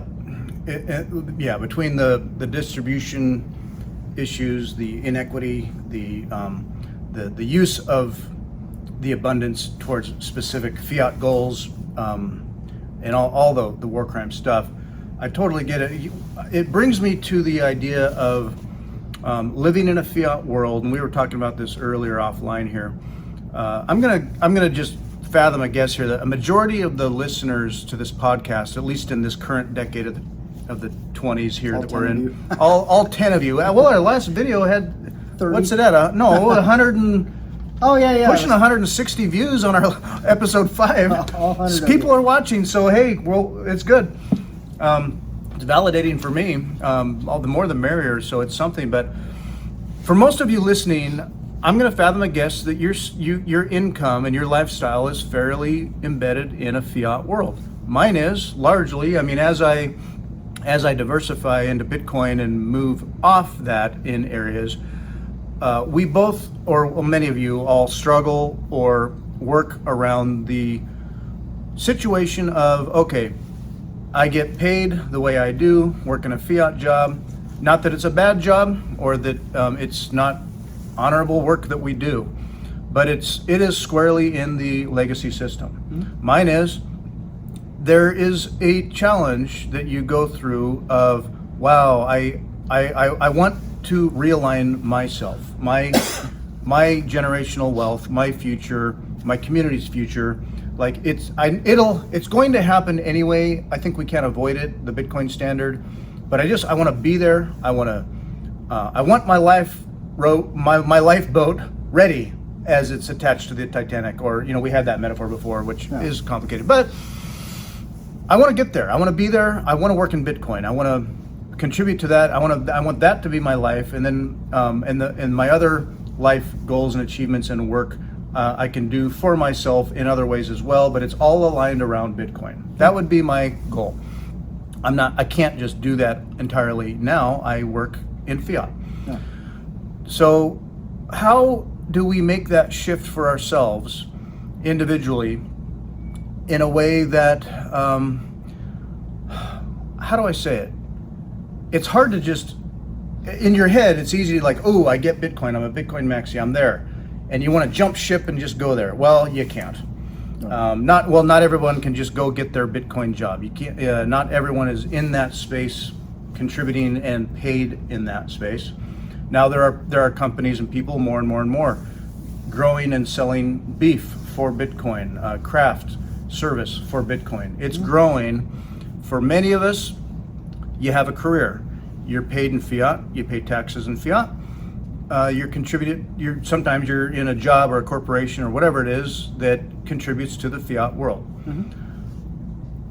I don't disparage that, but everybody goes through reconciling in their mind. How do you make that shift for yourself? I do this, and we do this for ourselves to kind of start on that path. But I'm gonna guess that a lot of people don't know how to make that leap or don't know what to do other than say DCA.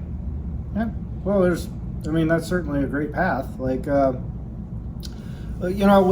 me and Robin were talking about this a little bit because he was saying, I don't know if it's going to be in my lifetime we see this adoption and this and that. And I go, and I'm far more bullish than that. Like, people go, oh, someday we're going to have 100,000 Bitcoin or $250,000 Bitcoin. And I go, and like, I always cite Jeff Booth, but he goes, if you're still pricing in dollars, you're still not quite getting it, right? And he goes, everything else is going to zero. Like, Bitcoin isn't going anywhere. Everything else is just going down. But if you're talking about we still have to exist on some level in a fiat world, you go, okay, sure, whatever. What I would suggest is when the exponential growth of Bitcoin priced in fiat happens, it's going to be shocking in its growth. And I point to the growth of the over-the-counter derivatives market as my closest model to what I think mass Bitcoin adoption looks like. And you go, in 1996, the amount of assets that were hedged via over-the-counter derivatives was 60 billion with a B dollars. By 2008, when they created the great big gaping black hole that is the OTC derivatives market today, it was 600 trillion. And you go, what kind of growth curve is that? That was 12 years to go from 60 billion to 60 trillion, or 600 trillion. And that's thousands and thousands of percent. And But that growth had happened by 2004. So you're talking about a 6 to 8 year window to get from 60 billion to 600 trillion. You go, why did that happen? Because of exponential growth and adoption of OTC derivatives. Because it was an easy way to stack fiat bucks for these people that have access to the money tap and the money printer. The Cantillon effect? Closer to the money? Yeah, well, they're significantly closer to the money, and they got to create their own little rule set that allowed them to pull this little magic trick off. So I go, Bitcoin has some very similar properties to the OTC derivatives. Number go up really, really fast. The more of them that ape into it, the more number go up faster. So more and more people want to ape into it, except with Bitcoin, you're not creating a debt bubble that's not backed by anything. What you're creating is a voluntary additive bubble that is an asset, not a liability. OTC derivatives are all liabilities. The entirety of that growth is liabilities. If you pull one pin out of it, the whole thing goes. And that is why they keep bailing it out. That is why they scrambled and did all the crazy shit they did in 2008. And people look at it and go, oh, they bailed out the bankers. And I go, they bailed out you. They bailed out everybody. They bailed out the entire world that you're used to living in, because if they let it collapse, then everything we know goes to zero. It goes back to like, oh shit, I need to make my cook fire and I need to go walk my water up from the river and boil it before I drink it this week. And man, I'm really tired because I gotta go get some more water again. Like, the world looks absolutely wrecked. So my point being, though, is the same incentives that got the OTC derivatives market to blow up based on debt are the same incentives that are going to make the Bitcoin market blow up, except it's not based on debt. It's based on assets. It's based on collective input, not collective extraction. And you go, so if 8 years from now, you looked around and you went, oh, one Bitcoin is now worth $4 billion. You go, like fiat bucks. You go, oh, what's that world look like? Well, how tied to your fiat job do you feel? If you've got whatever fraction of a Bitcoin or however many Bitcoin you have and they're all 4 billion each, you go, how much do you feel like you need to hang on to 200,000 Bitcoin? You go, it kind of doesn't matter now. Like, there's only so much shit I need. Maybe I'll give some Bitcoin to somebody else so they can come up too. I'll start giving my property out to people. I'll give everybody 0.1 Bitcoin. Like, it stops making sense to be a fiat-minded resource hoarder. You just kind of go, I got more resources than I could ever possibly imagine using. Mm-hmm. There's zero reason for me to hang on to this stuff. Yeah, so in one sense, it sounds like a non-answer in a way for people who, Well, it's not a non-answer. The point is, if you're stacking sats and you have 0.1 Bitcoin, you go like, well, just wait a little bit. That's all it takes. You go, yeah, it sucks right now, but that if you're talking, I have a long time preference, you go, or a short, or whatever, low time preference, you go, oh, just be patient. Yeah, exactly. And so that's my point, is that it is an answer, simply DCA and the phrase, stay humble, stack sats. Yeah. It sounds like a simple little trope, but it is true. So like, if nothing else, yes, you're squarely in the fiat world and you feel almost impatient about, like, I want to be free, I want to be there. Stay humble and stack sats. That is a very true answer. Right. And I do that. We both do that. But it's not a non-answer. And even as the price fluctuates or the price goes crazy, like you said, you wake up in the morning and there's some God candle, stay humble and stack sats. Yeah. And that is an escape hatch, but also is contributing to your own personal great realignment in the Bitcoin standard. Yeah. Well, Safadine just said it. He said, look, it's the simple, easy thing to do. Mm-hmm. And people really struggle with doing simple, easy things. They look for complexity because they feel like, I can't succeed without complexity, but that's a fiat mindset. That's a thing that you've been conditioned your whole life to think it requires complexity because the rules you've been playing by are based on complexity that are very opaque, and you go, the only way to make it in this world is to understand complexity. And I go, no, the only way to make it in this world is to have an asset that appreciates, to have property rights on something that can't be taken from you, and then gather as many of those property rights as you can right now, and sooner or later everyone's going to figure out how much property is probably appropriate to hang on to. Mm-hmm. So and on one you'll hand, be out of it. You'll be done. You'll be free. Yeah. And on one hand, it can be that simple, stay humble, stack sats. On the other hand, if you're feeling like for you, it's not enough, you want to be doing something, do something. Yeah. Orange pilling. Yeah. I'll say orange pilling is not easy. Being a Bitcoiner in a non-Bitcoiner world, when you feel like, is the world a bunch of NPCs? Or, I mean, there's good and smart people in the world, but you can bring it up and be faced with various non-understanding ideas about it, and you're like, okay, well, you know, you're not going to waste your time on people who don't want to know. But orange pilling is another outlet. It's a catharsis that you can have where you're in on it, and it's one more person who has heard about it, or one more person talking about it. Like what we're doing here.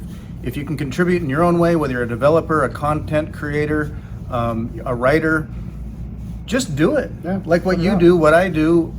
I had to think of something that I wanted to do as an outlet to, you know, whether we have meetups here occasionally, and it's met with crickets at times. Yeah.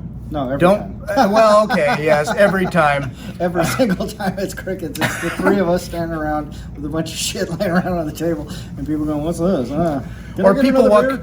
Yeah, people are coming going for their beer, and they might look at the book and be like, I'm not ready for that. Yeah, you guys are weird. Hey, can I tell you about my Lord and Savior Satoshi Nakamoto? Yeah. No thanks. Yeah, I gotta go. I got beer to drink. Yeah. I get it. No, but at some point when things realign too, I think there's going to be traction people can't avoid, just like companies that can't avoid the numbers in their treasuries. It's going to come around at one level, and it's also just proof of your own personal work. It's proof of work for yourself. It's educational, and it's cathartic. And it's an investment in yourself, and it's a potential investment in others. Meanwhile, all the time, stay humble, stack sats. Yeah.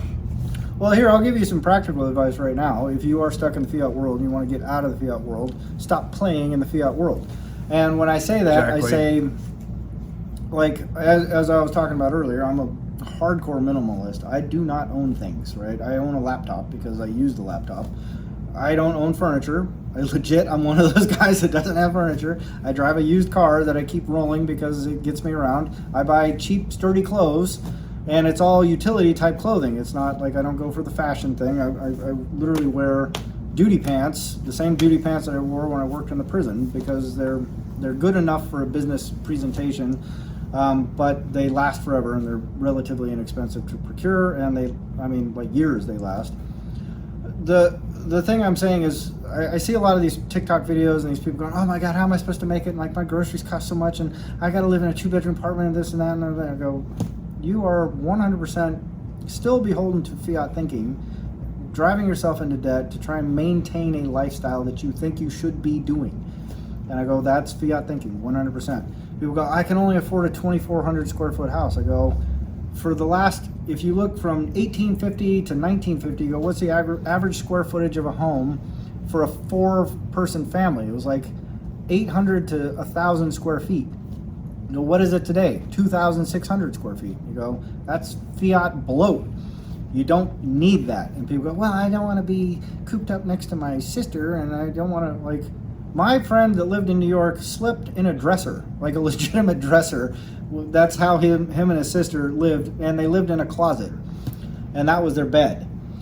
And I go, you can live in all kinds of smaller spaces. You can maximize the amount of fiat that you're not participating in right now. And most people are just unwilling to be slightly uncomfortable in the short term. But I go, if you really want to break free of fiat chains, you need to stop hanging them around your neck and going, I can't believe how heavy these fiat chains are. It's like, just take them off. Like, stop buying shit on debt. Stop going down to Costco and looking around going, oh man, I wish I could get a new TV, and I think I need a new Coke because this one's got a thread hanging out, and I need a new car every year, and I need this kind of thing, and I mean, all these subscriptions and everything that you're wasting your fiat energy on because you're caught up in a consumerist mindset. I go, the second you stop being a mass consumer is the second you start removing some of those chains. And the more of those chains you can remove, and the less debt you're carrying, and the less things you need to do. The example I give everybody is, like, if you had a 500 square foot house that was paid for, and you had no debt, like, how hard would it be for you to get by every month? Like, how many fiat bucks would you have to scoop up from the world to get by? And in the modern world, there's so much waste around everything that we have. You could literally scavenge and be a very healthy person. You just wouldn't be able to maintain your illusion of like, well, I'm a middle class person and I don't dig through the trash. I don't go to thrift stores. I buy things from the Gap. And you go, well, if you want to hang on to that illusion, and then have fun staying poor. And yes, keep stacking sats. You'll get there eventually. If you want to accelerate that process, start checking out of that consumerist mindset. There's Easy some peasy. austerity thought process there. It's like Dave Ramsey will say a bit, but without the solution of Bitcoin. I totally agree with you, and with the addition of the stay humble, stack sats idea, and it makes me think of that book, The Mandibles. If you've heard of The Mandibles, Matt Odell. It's a kind of a funny trope he'll say, but it'd be like The Mandibles. The Mandibles being it's a book. It's sort of based roughly in the near future, where yes, fiat's not working. It's written from the context that there's no Bitcoin, there's no solution here. Most people feel like you're faced with these fiat problems and there's no escape hatch. It's like, oh, this sucks, there's no fix, and you could blame the system. Now with Bitcoin, there's a fix there. The Mandibles is written from that kind of viewpoint where everyone is just grappling with their own sliding austerity, and over generations, the family, this Mandibles family, is experiencing that. Living with less and less, and being told that this is just the way it is. And it's kind of a dire outlook on basically the future of fiat, but it's very pertinent to what people are experiencing out there. You can relate to it. Like, where does what we have now, where is it headed here in 5 years, 10 years, 30 years? I think it's going to be great. So there. It's going to be great, because what the have a Mandibles fix. didn't have was Bitcoin, and we have Bitcoin. So Yeah. Bitcoin is part of that great realignment and the solution of it all. So I agree. Well, and what I think I mentioned this earlier, like I had my financial collapse in 2006. So I had a 2-year head start on everybody else that went through the financial collapse in 2008. The beauty of that was forced austerity on me. I went from owning a house and having a brand new BMW every year and having a workshop full of machine tools and a woodworking area and a bunch of just regular hand tools and a gun safe and all this. I mean, I just had a ton of junk, all bought on debt. and if you're using those kinds of tools, I think they're valuable to have. Well, not if you're levered up to get them, right? And I had to get rid of them all. So I had forced austerity. I go, oh, I cannot afford the debt burden that all this shit costs. So all that stuff got stripped away. And by the time 2008 hit, when everyone else was just figuring out that their debt burden was too high and they had to strip their life down, it sucked for them. I was already there. I was already like, oh, this isn't so bad. Like, I go, financial crisis, well, it doesn't affect me. I don't have anything anyway. So for me to navigate that space was super comfortable by comparison to people I watched who were really struggling.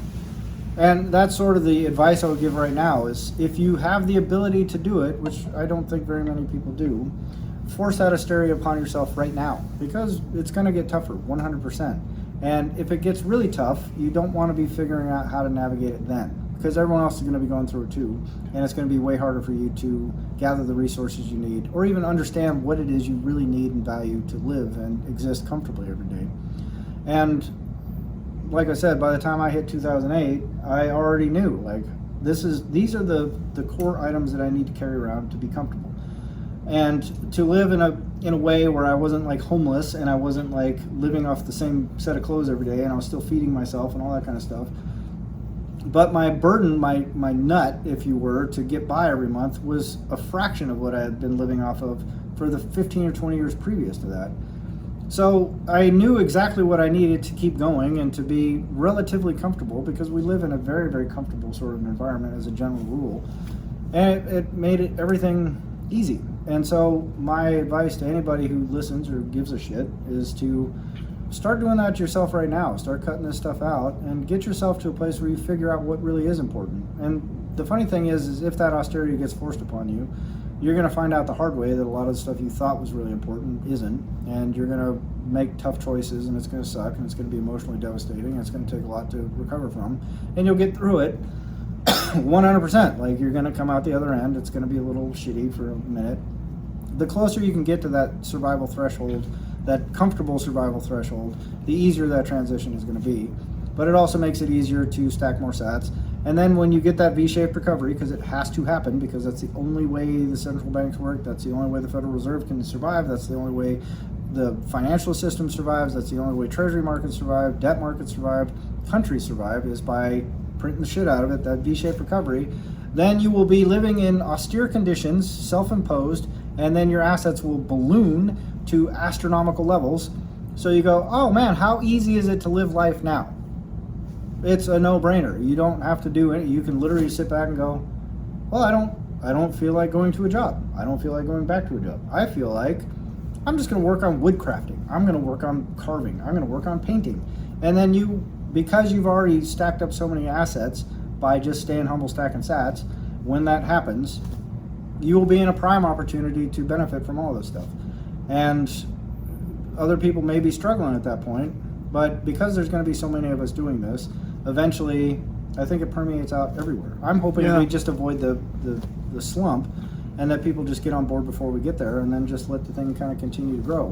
But it's going to naturally realign what you focus on, what I focus on, what you focus on, everybody, corporations, banks, hedge funds, it doesn't matter. We get to kind of get the best of both worlds until we're on the fork. Yeah, and you're contributing to the alignment, but you start with yourself, and not financial advice, more like lifestyle considerations on what you truly think you need versus what you might actually physically need. One aspect of that I've practiced for myself, just for more morbid fun. But think about fiat food, the kind of food you're eating. Eating out versus making it yourself. When you're making it yourself, what are you making it out of, and why, and or what nutrition directions you're aiming for, what your goals are. Even like ideas like fasting. I have done intermittent fasting for a while, but it's more like when I want to. It's not like some forced, like, geez, yeah, like I'm fat or that I'm unhealthy. It's like almost like exercising metabolic flexibility. Yeah. It's like, have you ever gone 24 hours without eating? Yeah. And I think we're so similar to, like, well, no, I need this stuff. I always need this stuff. I always need to eat so much in a day. Right. And then you can be surprised when you practice, whether it's intermittent fasting or simply a fast. Not medical advice, but it's amazing the energy I've experienced in learning my own body and myself when I've either just not eaten from 8 p.m. till noon for a period of time and feeling that and recognizing my body's sense of what it thinks hunger is. Changes. Or practicing 24 hours or a couple of days at a time where you'd be surprised sort of how your body feels. And then when you start eating again, what are you eating? What are you bringing into your body for the first time? And then how much you actually feel like you need to eat. At one level, your body's like, I'm starving. Give me all those Cheetos. Yeah. And you're like, nope, I'm just going to have some electrolytes and water with easing into it more simply, because if you don't, suddenly you realize, oh, that feels gross. So when you start eating again, how that makes you actually feel, what food you're eating, and then realizing, like, I felt hungry, but not like starving hungry, more like my brain is telling, or my stomach's telling my brain, you're starving. And I'm like, you're fine, actually. Yeah. Or you get some renewed energy. If you go into ketosis at all, you're burning some fat and you feel that different kind of energy, which I think historically our bodies went through a lot. Yeah. Not just feast or famine, but some stuff wasn't in season. You didn't always catch that elk when you wanted to catch it. Right. But when you had it, you ate, or you saved it, but you practiced some metabolic flexibility. Yeah, Cycling for myself has been a healthy way to sort of experience managing what my brain thinks it might want versus what I actually need. Yeah. And that it's not unhealthy. It's just something to practice and experience from time to time, simply out of practice, exercise in a way. Or if something happened and things were to be kind of hard, instead of freaking out because, like, my standards up here, oh my God, I can't have this. It's like, oh, okay, well, I'm down here for a while and I'm okay. Yeah. Because you just have different sense. That's precisely what I'm talking about, is everybody's got their standards set up here and they're based on fiat standards. And so I go, figure out where you can get down to, right? You're talking about food. I go, yeah, and I agree. Like, if you start, or if you stop eating fiat food, which is like processed, packaged, 95% marketing, 5% industrial waste, basically. And you get down and you go, what do I eat? I eat meat and vegetables and nuts or berries or whatever it is. You get sort of back to what is a natural diet for human beings. There's a reason why a bunch of Bitcoiners become carnivores, and it's because it realigns your incentives on what you're eating, what you're putting in your body, how you're living your life. All of those things change for every human being that gets on a Bitcoin standard, that fully adopts this mentality, understands it, and incorporates it into their life. It's a natural phenomenon. It naturally changes you. You can't help it because it incentivizes you to think that way. And so the closer you can get to like what that looks like right now, then you're already setting yourself free from that fiat mindset.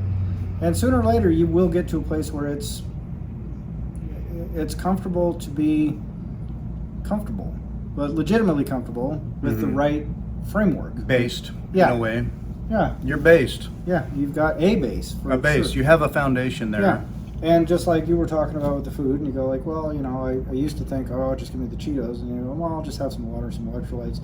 Sooner or later, and when I was doing intermittent fasting all the time, I remember being on a plane and just going like, oh, I don't have to eat.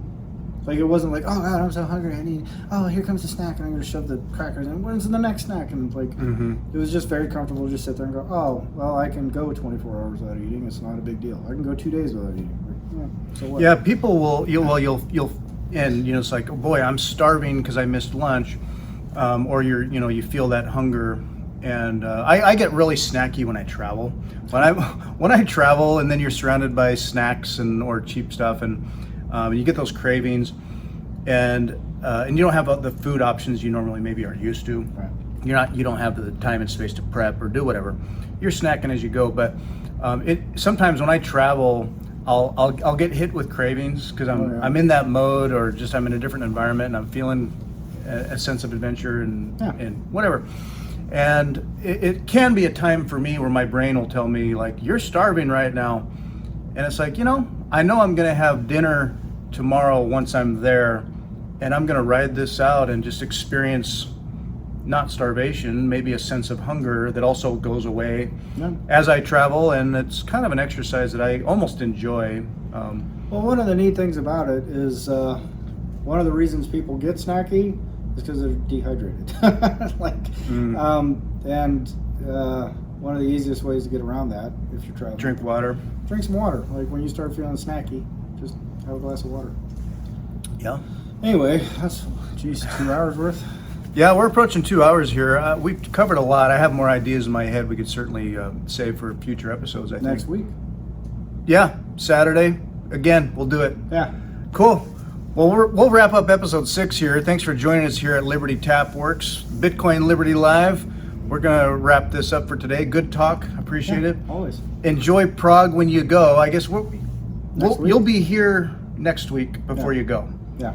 So we'll do that, and then we'll catch you all next week. And a couple episodes from now, or maybe later, but we'll hear all about Bitcoin Prague, the conference, and your experience there. We'll see. That'll be fun. I think it's going to be a blast. Yeah, it's going to be a hoot. I wish I could go. I mean, I always love hearing about it, and wish I could go to more of these conferences. But well, we got Pacific Bitcoin. We're going to Pacific Bitcoin in October, so that'll be cool. Yeah, I'm going to spend a lot of time down there because that's my my stomping LA. ground. Yeah, so I'm going to probably take 2 or 3 weeks off and just go fart around in LA and hang out with my buddies. I might tag along for some things there. I've been through LA. It's not my familiar territory whatsoever. Or there's things about it where I'm like, okay. It's an amazing city. People that shit on it, you don't know. LA. You got to escape from LA, man. No, it's amazing. It's one of the most incredible cities on planet Earth. I'll take your word for it. All right, we'll talk more about that. All right, we'll see you next time, folks. Thank you. Bye. Bye, everybody.